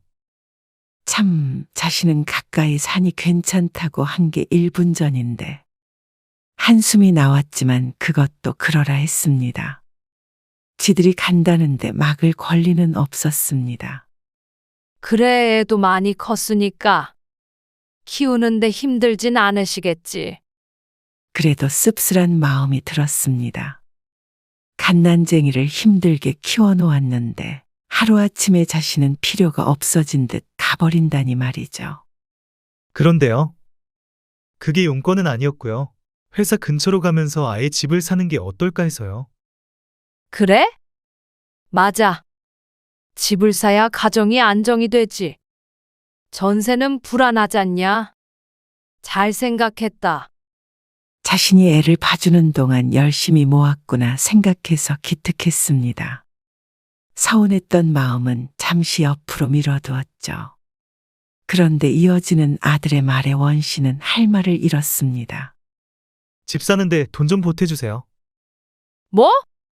어차피 저 결혼할 때 집 사라고 돈 주셨던 거잖아요. 근데 제가 전세를 얻은 거니까 이번에 조금만 더 보태주시면 집 살게요. 그때 준 돈으로 이 근처 집 사라고 했던 거잖냐. 회사 근처 집 살 돈까지는 엄만 없어. 이 집 대출 하나도 없잖아요. 대출 조금만 받아서 주시면 안 될까요? 원 씨는 망감이 교차했습니다. 저놈이 지금 진심으로 하고 있는 말인지 가늠하기 위해 아들을 빤히 보았지만 무엇이 잘못된지 도통 모르는 표정이었습니다. 당연히 돈을 줄 거라고 생각하는 듯 했습니다. 이 집에 대출까지 받으면 나는 앞으로 어떻게 살라는 거야? 그 돈을 나보고 갚으라는 거야? 좀 더 큰 집 사주셨다고 생각하시면 되잖아요. 나는 그거 갚을 능력 없다. 왜 대출까지 받아가면서 거기 있는 집을 사야 해? 이 근처에 살면 충분히 살 수 있잖아. 그게 아니고 장모님도 오시는데 서로 좀 불편하기도 하고요. 회사 쪽이 더 좋기도 하고요. 불편하긴 뭐가 불편해? 나는 괜찮다. 가까이 살면 좋지. 그러니까 아들이 다시 한번 며느리의 눈치를 봤습니다. 돌아가는 꼴을 보자니 누구의 머릿속에서 나온 것인지 짐작이 갔습니다. 아들은 생각이 없는 꼭두각시인 건지 며느리만 힐끔거리는 게 꼭 지시를 받아야만 말을 할 수 있는 사람 같았죠. 사돈이 불편하다던. 그러면 사돈한테 돈 좀 보태달라고 해라. 그러자 며느리가 고개를 숙였습니다. 아, 엄마. 왜 그러세요? 장모님이 뭐라 그러신 게 아니고요. 그래? 그러면 연수 네가 불편해서 그러니? 아니에요. 눈물을 찍어대는 며느리의 어이가 없었습니다. 뭐라고 하지도 않았는데 말이죠. 왜 그러세요? 가만히 있는 연수한테. 안 그래도 내가 가까이 살고 네 집 살림 만지고 하는 거 꼴보기 싫었잖냐? 근데 사돈이 온다니까 얼씨구나 했겠네. 말씀이 지나치세요. 엄마, 그만하세요. 다 끝난 얘기를 가지고 그러세요. 지금 상황이 그렇잖아. 누군가 애는 봐줬으면 했는데 공짜로 봐줄 사람은 나뿐이라 어쩔 수 없이 울며 겨자 먹기로 맡긴 거지. 그런데도 불편해 죽겠고 마주보고 밥 한 끼 먹기는 죽어도 싫고 내가 니들 힘들 때만 써먹는 도구야. 그만큼 애도 키워줬으면 설령 조금 불편하더라도 참아야지. 원래부터 식구가 아닌데 어떻게 마냥 편하겠어. 나라고 연수 네가 편하겠니? 아들에게 말하던 원 씨는 점점 며느리 쪽으로 몸을 돌리며 말했습니다. 그리고 사돈 모시고 사는 거 다 좋다 이거야. 그런데 나한테 손을 벌리는 건 아니지 싶다. 너희한테 내 노후 책임지라고 그러든. 아니잖냐? 그러면 나 죽을 때까지 가져갈 이 집 가지고 이러쿵 저러쿵은 하면 안 되는 거 아니니? 그런 말이 아니잖아요. 그리고 왜 자꾸 연수한테 그러세요? 연수처럼 엄마 생각하는 며느리 없어요. 처음에 합가하자고 말씀드렸던 것도 연수 생각이었어요. 내가 부족한 며느리라서 그래. 괜찮아. 참으로 가증스러운 눈물이었습니다. 왜 애를 울려요? 엄마 정말 이런 사람인 줄 몰랐어요. 할머니 때문에 그렇게 힘들어 하셨으면서 엄마도 지금 똑같이 하고 계시잖아요. 시어머니가 괜히 시어머니가 아니네요. 원 씨는 도저히 참을 수 없었습니다. 그래서 애써 삼키고 넘기고 덮어버렸던 말을 했습니다. 그렇게 날 생각한다는 며느리가 나 밥 한 끼 해주기 싫어서 일부러 음식도 짜고 쓰게 만들고 내가 애써 해다 준 음식은 받자마자 싱크대에 버렸니? 며느리와 아들의 눈이 크게 띄었습니다. 내가 이 말만은 안 하려고 했다. 나도 며느리였으니까 이해하려고 노력했어. 나라고 70 넘어서 힘들게 애 보고 싶겠니? 그래도 너희 맞벌이 한다고 힘들까봐 군말 없이 애 봐줬다. 그리고 우리 집에서 보라면 우리 집에서 보고 너희 집에서 보라면 너희 집에서 보고 며느리 힘들까봐 청소 설거지 해주다가 지 살림 건들지 말래서 안 했고 음식도 해다 바쳤어. 그런데 돌아오는 말은 고맙다는 말이 아니라 고작 돈 안 주는 나쁜 시어머니냐? 원 씨는 화내고 있었지만 속은 울고 있었습니다. 아들은 그런 이야긴 처음 듣는지 며느리를 쳐다보지만 며느리는 울기만 했습니다. 너도 할 말은 없을 거다. 그러자 며느리가 말했습니다. 저도 노력했어요. 이렇게 가까이 살면 힘들 줄 알았는데도 왔고요. 그런데도 어머니는 잘못한 것만 꼬집으시니까 너무 서글퍼요. 아들은 그런 며느리가 안쓰러웠는지 감싸 안으며 원 씨에게 말했습니다. 엄마, 연수도 사정이 있었겠죠? 잘해보려는 사람 너무 몰아세우지 마세요. 이렇게 엄마랑 저희 사이 틀어지면 남는 게 뭐예요? 저는 엄마 안 보고 살아야 하고, 엄마도 저도 못 보고 애기도 못 볼 거 아니에요. 뭐? 너 지금 나 협박하니? 끝까지 속을 태우는 소리만 하는 아들이었습니다. 그래, 다 미련 버릴란다.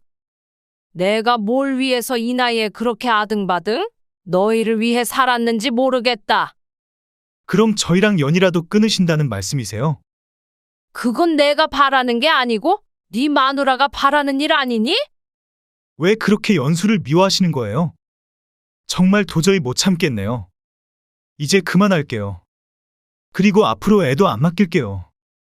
그러고는 아들은 원 씨의 집을 나가버렸습니다. 이제 애도 대신 맡아줄 사람이 있어서 그런가 보다 생각했습니다. 애 봐준 공은 없다더니 그 말이 틀림이 없었습니다.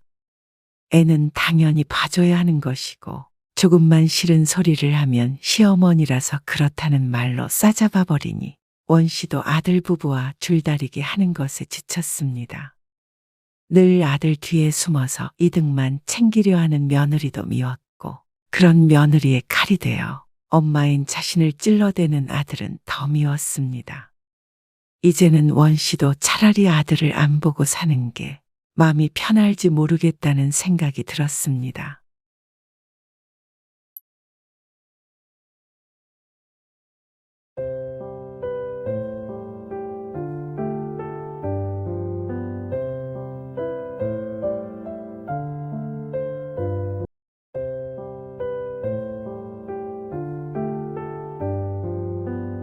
이런 불효막심한 놈을 봤나? 너도 어머니 자식이면 책임이 있는 거 아니냐? 그 책임은 형님이 알아서 지셔야죠. 그럴 작정으로 우리 유산 다 가로챈 거 아니었어요. 가로채? 이 자식이 뚫린 입이라고 막말을 해? 자식된 도리도 모르는 놈아! 그건 권 씨가 형님에게 해주고 싶은 말이었습니다. 저는 중학교 졸업하고 그 집에서 한 푼도 받은 게 없어요. 오히려 내 것도 뺏어갔으니 형님이 내 자식된 도리도 같이 가져간 거나 마찬가지죠. 그럼 다달이 150만 원이나 하는 어머니 요양원비를 지금 나 혼자 대라는 소리야? 그건 알아서 하실 문제지요. 150만 원이 아까우면 그냥 집에서 모시세요. 저한테서 뺏어간 땅이라도 팔아서 내시던가요. 그 땅은 팔리긴 했는지 모르겠지만 형님은 말문이 막힌 듯 잠시 말이 없었습니다. 얼굴은 보이지 않아도 어떤 표정을 짓고 있는지는 훤히 보이는 듯 했습니다. 학교도 안 보내주고 소처럼 부려먹으려던 거 겨우 탈출해서 내 힘으로 여기까지 왔어요. 못 살 때는 거들떠도 안 보다가 제가 돈 좀 생기니까 이제야 사람으로 보이세요? 참 간사하네요. 너 말 다 했어. 어머니 지금 95세야. 지금까지 평생을 고생해가면서 어머니 내가 모셨어. 이젠 나는 모르겠다. 니들이 알아서 해. 데리고 가든 병원에 입원시키든. 지금 하도 헛소리를 해서 내가 묶어놨다. 그런 줄이나 알아라. 큰형님인 75세 권명연과 전화로 다투고 있는 사람은 이야기의 주인공, 올해 65세가 된 권희로 씨입니다. 전화를 끊고도 답답한 마음에 가슴을 쳤습니다. 욕을 한 바가지 해주고 다시는 신경 끄고 살아가고 싶었지만 그럴 수 없는 자신도 잘 알고 있었습니다. 괴로워하는 권 씨에게 옆에 있던 아내가 말했습니다. 정말 너무들 한다. 인간이라면 당신한테 이런 전화 절대 못하지. 내가 다 억울해서 눈물이 나. 눈물 짓는 아내를 보며 권 씨도 착잡한 마음에 하늘만 쳐다봅니다. 절대 안 되는 거 알지? 추호도 그럴 생각하지 마. 그런다고 해도 아무도 당신한테 뭐라고 못해. 아내는 어머니의 요양원비를 주는 것에 결사반대를 했습니다. 남들이 들으면 불효자라고 하겠지만 아내가 이렇게 반대를 하는 데에는 다 이유가 있었고 그래서 권 씨도 아내를 이해합니다. 하지만 언제 돌아가실지 모르는 어머니를 마냥 나 몰라라 할 수는 없는 이중적인 마음에 스스로도 괴로울 따름이었습니다. 권희로 씨는 시골 마을에서 6남매 중 두 번째로 태어났습니다. 위로는 큰형님과 누나가 하나 있었고 밑으로는 여동생이 셋이 있었죠. 아버지는 권 씨가 국민학교에 다니던 시절 젊은 나이에 별세하셨고 그 후로는 나이 차이가 많이 나는 큰형님이 가장이 되었습니다. 큰형 말 잘 들어라. 아버지라고 생각하고. 어머니는 전형적인 옛날 분으로 아주 순종적인 사람이었습니다. 아버지가 살아계셨을 땐 아버지가 하는 말이면 무조건 옳은 줄 알았고 아버지가 돌아가시고 나서는 형님이 하는 말이 어머니에겐 법이었습니다. 권 씨를 비롯한 모든 가족들에게도 형님은 법이었는데 악법이었죠. 큰형님은 동생들을 종처럼 부리는 독불 장군이었고 기분이 틀어지는 날에는 발길질도 서슴지 않았습니다. 그런 큰형님의 심기를 거스르지 않으려 가족들은 숨을 죽이고 살았습니다. 너도 내년부턴 날 도와서 농사 지어야지. 큰형님의 말에 어린 권 씨가 눈을 크게 떴습니다. 그때가 막 고등학교 진학을 앞두고 있던 나이였습니다. 형님, 저는 공부하고 싶어요. 그만하면 됐어. 중학교까지 나왔으면 됐지. 농사 짓는데 더 공부할 것 뭐 있냐?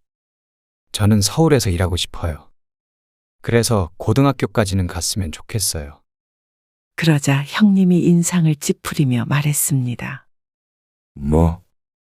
네 누나는 초등학교밖에 안 나왔다. 그리고 나도 네 누나도 다 일하고 있는데 뭐? 고등학교? 이 정도 공부시켜줬으면 됐지.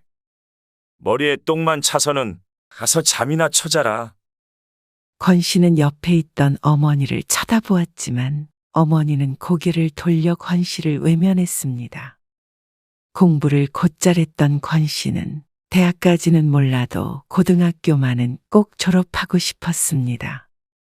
그래서 서울에서도 사람구실을 하며 살고 싶었습니다. 하지만 권 씨의 말에 누구도 진지하게 귀를 기울여 주지 않았습니다. 어머니도 말이죠. 명연이 말 들어. 그래도 명연이가 너는 남자애라고 공부 더 시켜준 거잖냐. 얼른 형 도와서 일해야지. 네 형이 고생이 많다. 어머니의 말에 권 씨는 고개를 떨구었습니다. 어머니는 큰형님밖에 몰랐습니다. 그래서 모두들 권 씨가 진학을 포기했다고 생각했을 때 권 씨는 중학교를 졸업하자마자 집을 나와 상경했습니다. 그리고 친척 집을 전전하다 고등학교 졸업장을 손에 쥐었습니다. 그동안 집에 한 번도 손 벌린 적 없었고 연락도 하지 않고 살았습니다. 그리고 취직에 성공한 뒤에 처음으로 집에 돌아갔습니다. 가족들이 보고 싶은 마음도 물론 있었지만 다른 이유도 있었죠. 아버지가 저주라고 하셨던 밭, 이제 저 주세요. 땅 부자였던 아버지가 돌아가시기 전 아들들에게만 땅을 나눠주려고 하셨는데 그중 둘째 아들인 권 씨에게는 길 건너 있는 밭 1000평을 주라고 말씀하셨죠. 모두들 그 사실을 알고 있었고 권 씨도 늘 그 땅은 자신의 것이라고 생각하며 살았습니다. 이제 성인이 되었고 취직도 해서 완전한 독립을 했으니 자신의 땅을 되찾아오기로 마음먹고 내려온 것이죠. 몇 년 만에 찾아와서 한다는 소리가 그 땅이냐? 그 잘난 고등학교에서 예의는 안 가르치든. 큰형님이 못마땅해하며 말했습니다. 그리고 네가 지금 그 땅이 왜 필요하냐?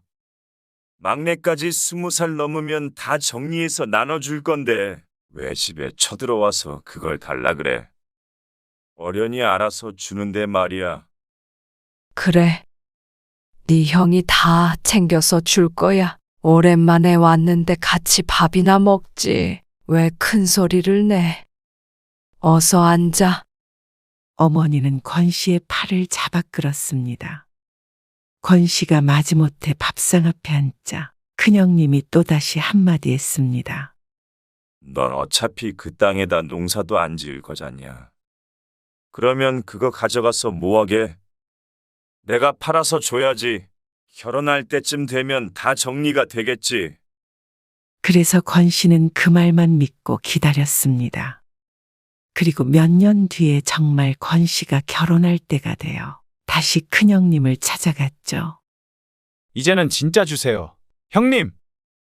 결혼할 때 주신다고 하셨잖아요.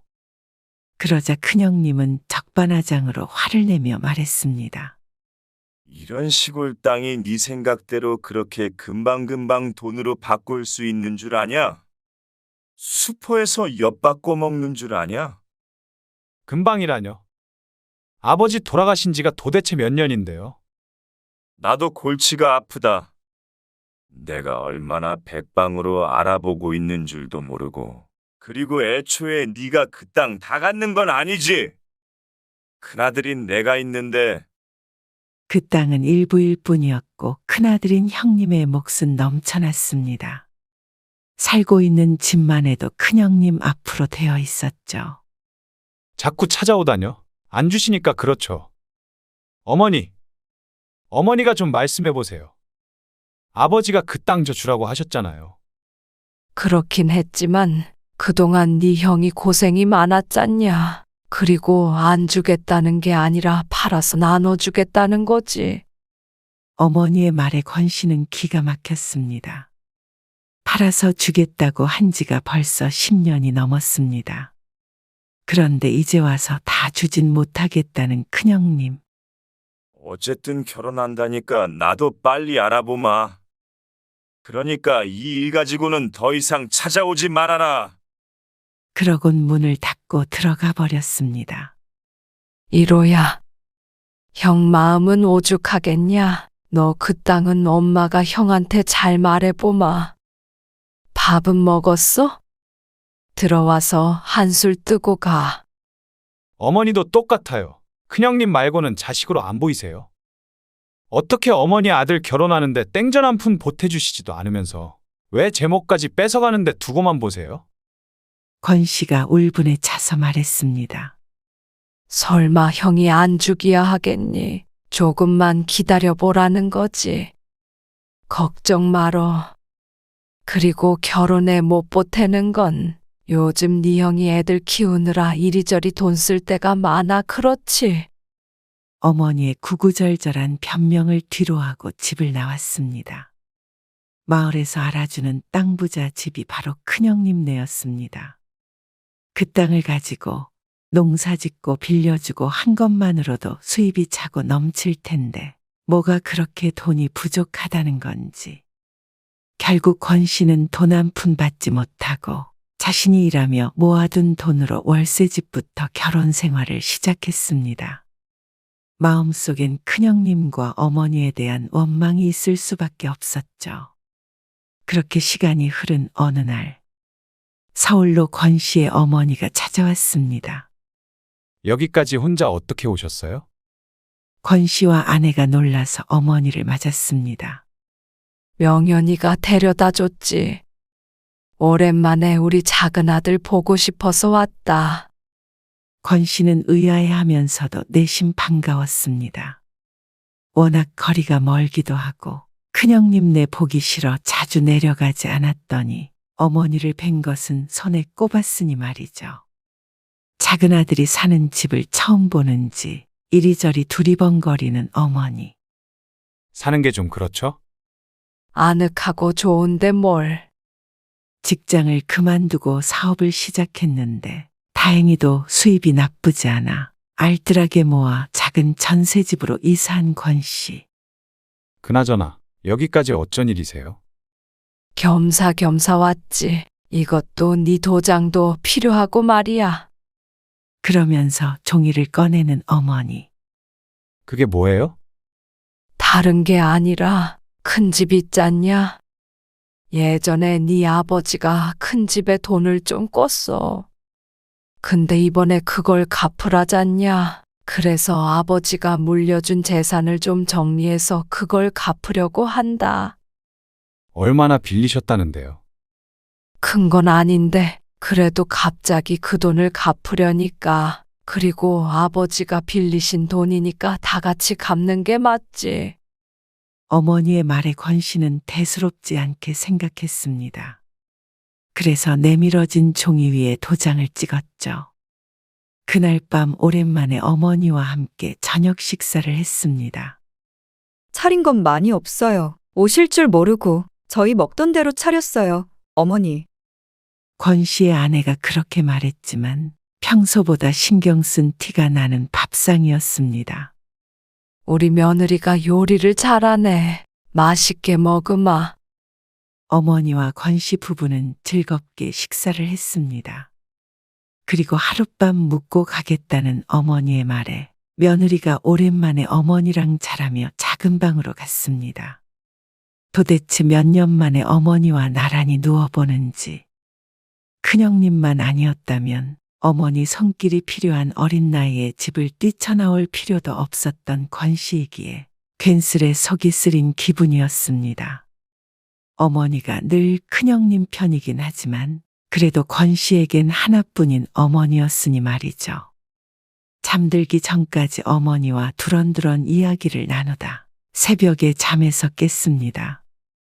벽에 걸린 시계를 보니 새벽 4시 반이었습니다. 다시 눈을 감으려는데 머리맡에서 어머니의 목소리가 들렸습니다. 고개를 돌려보니 벽을 보고 앉아 두 손을 모으고 기도를 하고 있는 어머니가 보였습니다.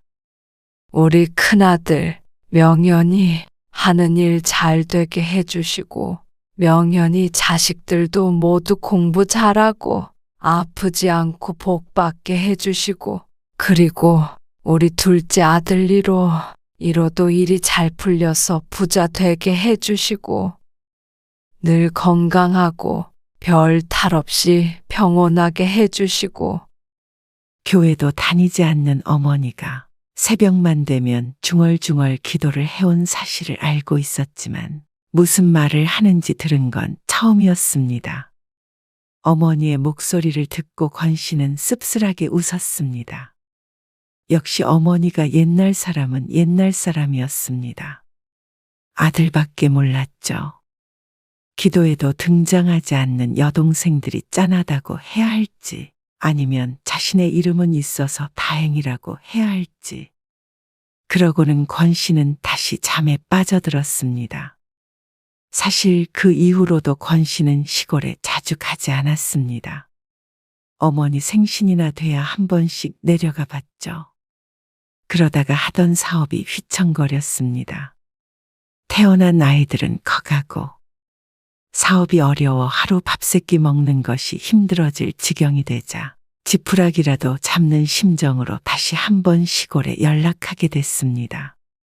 형님, 제 땅 도대체 어떻게 된 거예요?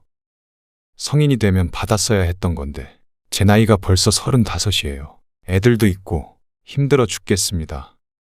너만 힘드냐? 요즘 다들 힘든 것 뻔히 알잖냐? 이런 때 땅이 무슨 수로 팔리냐? 그 땅 팔 생각은 있으신 거예요? 헐값에라도 팔아버리면 되잖아요. 도대체 무슨 땅이 20년이 넘게 안 팔리냐고요. 뻘밭도 이 세월이면 10번도 넘게 팔렸을 거예요. 나도 힘들어서 그 땅도 그냥 팔아버리고 싶다. 내가 돈 나갈 데가 한두 군데냐? 형님 큰아들 성철이는 의대도 보내셨잖아요. 의대 학비가 얼만데 자식 가르칠 돈은 있으면서 왜 동생 돈을 떼먹으려고 하세요? 너는 아무튼 나를 나쁜 놈 만드는데 재주가 많은 놈이야. 내가 너 키워준 부모 같은 형이다. 그리고 어머니도 평생 내가 모셨고 네 밑으로 동생들 줄줄줄 다 내가 키워서 시집 보내고 했어. 그런데 그 땅 조금 안 줬다고 네가 지금 나한테 그런 말을 해? 그리고 말이야. 너 그 땅 포기한다고 도장도 찍었잖냐? 그래도 동생이라고 조금 챙겨주려고 했더니 이런 배은망덕한 놈이 다 있나? 됐다.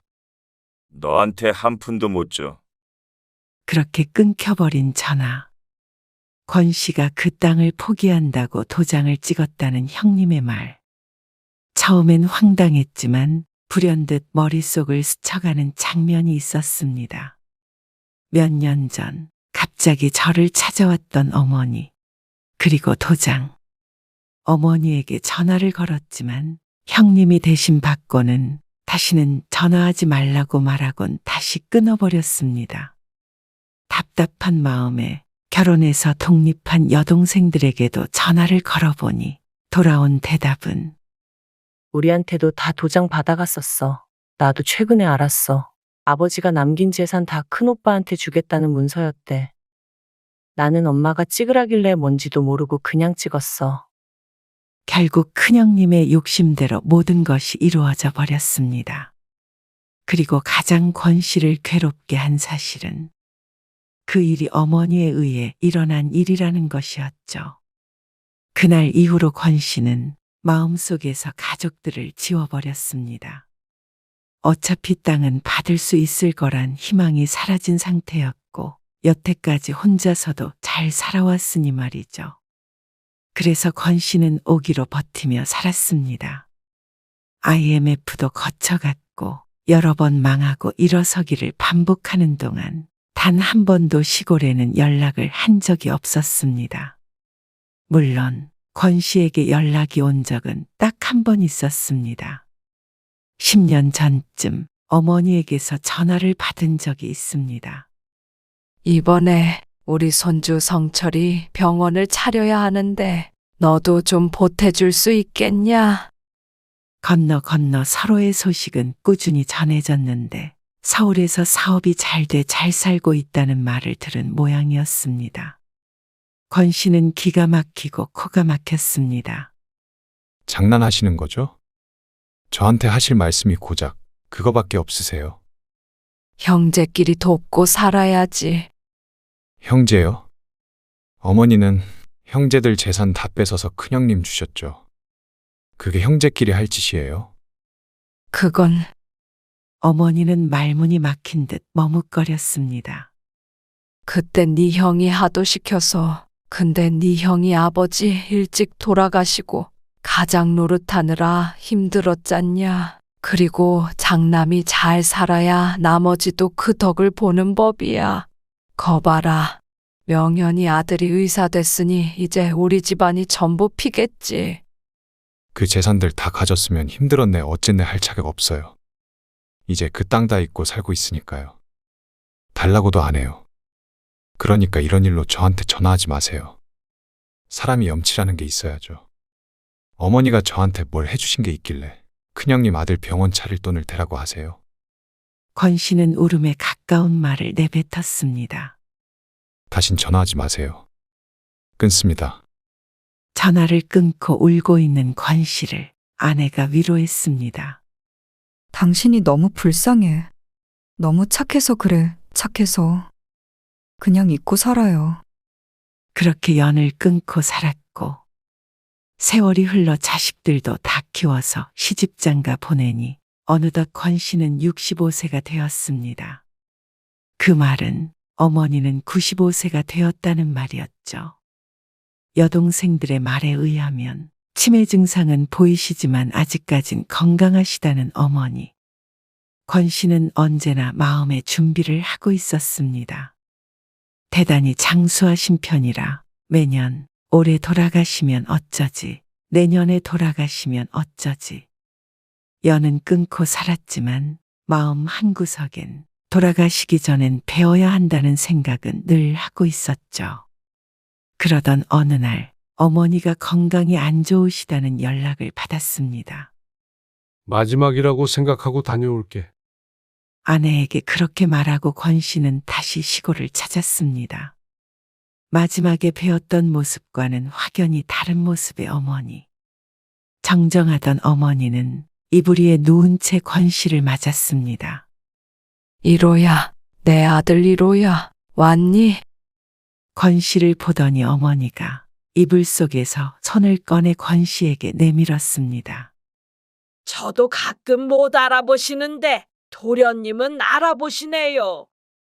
형수의 말에 권 씨의 마음이 복잡해졌습니다. 차마 내민 손을 모른 척 할 수 없어 권 씨는 그 손을 맞잡았습니다. 입술은 다 부르텄고 제대로 앉아있지도 못하는 어머니. 왜 이제야 왔어? 어머니의 말에 권 씨 눈에 눈물이 핑 돌았습니다. 권 씨라고 어머니를 안 보고 살고 싶었던 것은 아니었습니다.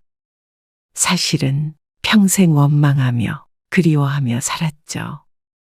어디가 편찮으시길래 누워만 계세요. 권 씨가 묻자 형수가 대답했습니다. 어디가 안 편찮으신지 물어보는 게 더 빠르겠네요.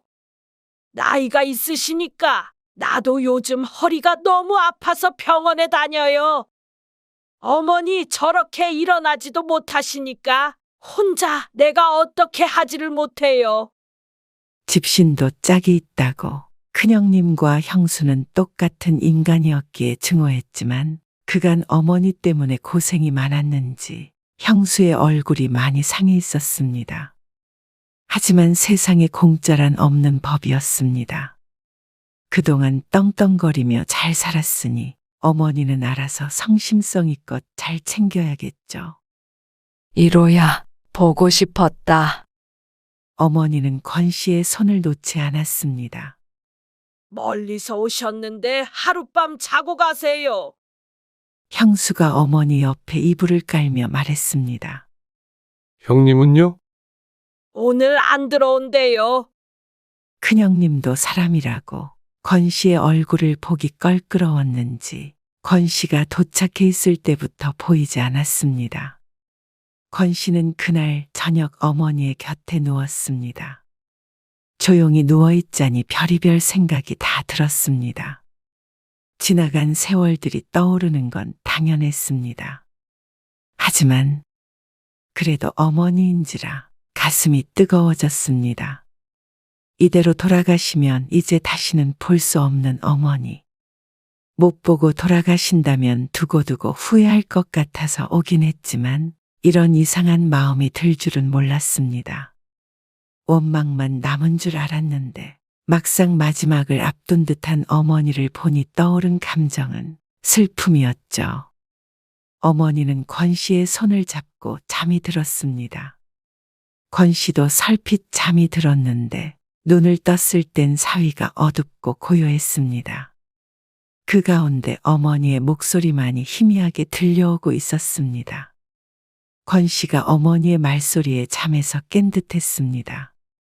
우리 명연이 하는 일 모두 잘 되고, 우리 손주들도 일 잘하게 해주시고, 우리 1호 아픈 데 없이 건강하게 해주시고, 힘들지 않게 굽어 살펴주시고.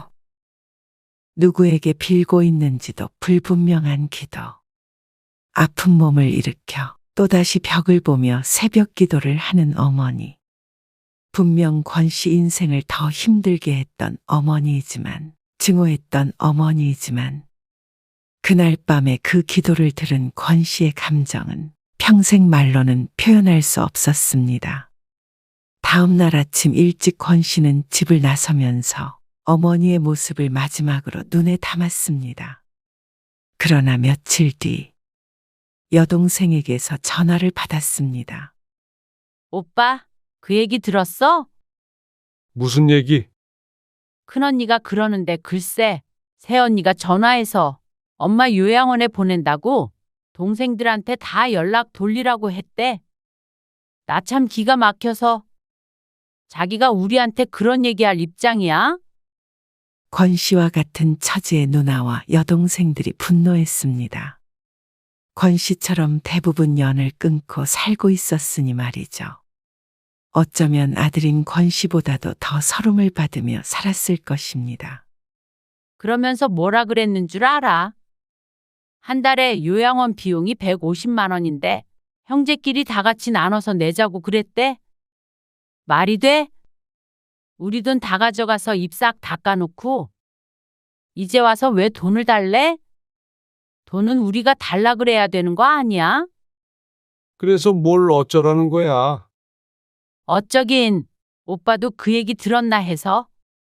어쩔 거야? 뭘 어째? 말도 안 되는 소리 하지 말고 끊어. 바쁘니까. 그렇게 전화를 끊고 심란한 마음을 감추고 있었는데 그날 저녁 형님에게서 전화가 왔습니다. 너 연락은 받은 거냐? 무슨 연락이요? 네 누나한테 연락 넣으라고 했는데 안 했어? 요양원 말씀하시는 거예요. 그래? 들었구만. 아무튼 그런 줄 알아라. 다음 주 내로 어머니 요양원에 들어갈 거니까. 아주 당당한 말투였습니다.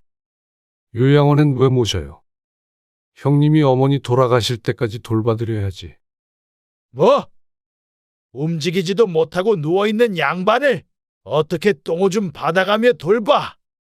그건 형님이 하든 형수가 하든 해야죠. 왜 형제들한테 돈을 걷어요? 이런 부려막심한 놈을 봤나? 너도 어머니 자식이면 책임이 있는 거 아니냐? 그 책임은 형님이 알아서 지셔야죠. 그럴 작정으로 우리 유산 다 가로챈 거 아니었어요? 가로채? 이 자식이 뚫린 입이라고 막말을 해? 자식된 도리도 모르는 놈아! 그건 권 씨가 형님에게 해주고 싶은 말이었습니다. 저는 중학교 졸업하고 그 집에서 한 푼도 받은 게 없어요. 오히려 내 것도 뺏어갔으니 형님이 내 자식된 도리도 같이 가져간 거나 마찬가지죠. 그럼 다달이 150만 원이나 하는 병원비를 지금 나 혼자 대라는 소리야? 그건 알아서 하실 문제지요. 150만 원이 아까우면 그냥 집에서 모시세요. 땅이라도 팔아서 내시던가요. 그 땅은 팔리긴 했는지 모르겠지만 형님은 말문이 막힌 듯 잠시 말이 없었습니다. 얼굴은 보이지 않아도 어떤 표정을 짓고 있는지는 훤히 보이는 듯 했습니다. 학교도 안 보내주고 소처럼 부려먹으려던 거 겨우 탈출해서 내 힘으로 여기까지 왔어요. 못 살 때는 거들떠도 안 보다가 돈 생기니까 이제야 사람으로 보이세요. 참 간사하네요. 너 말 다 했어. 어머니 지금 95세야. 지금까지 평생을 고생해가면서 어머니 내가 모셨어. 이젠 나는 모르겠다. 니들이 알아서 해. 데리고 가든 병원에 입원시키든. 지금 하도 헛소리를 해서 내가 묶어놨다. 그런 줄이나 알아라. 그러고는 전화를 뚝 끊어버리는 큰형님의 권 씨는 너무 황당했습니다. 아니, 헛소리를 해서 입을 막았다면 이해하겠는데 움직이지도 못하는 어머니를 왜 묶어놨다는 거야? 그러자 옆에서 함께 듣고 있던 권 씨의 아내도 한마디 거들었습니다. 거짓말 하신 거겠지. 그냥 위협하신 거 아니겠어? 원래 그러셨잖아. 말이 되는 소리를 하셔야지. 그러고는 권 씨의 아내가 조심스럽게 말을 덧붙였습니다. 여보, 안 그럴 거지? 뭐가? 요양원 비용 나눠서 내자는 거 말이야. 안 줄 거지? 그러자 권 씨가 선뜻 대답하지 못했습니다. 권 씨랑 수십 년 살아온 아내가 권 씨를 모르지 않았습니다. 당신 그래도 이건 아닌 것 같아. 형님네가 돈이 없으면 모르겠는데 분명히 매달 150만 원이나 쓰려니까 아까워서 남의 돈 가지고 낼 생각인 거지.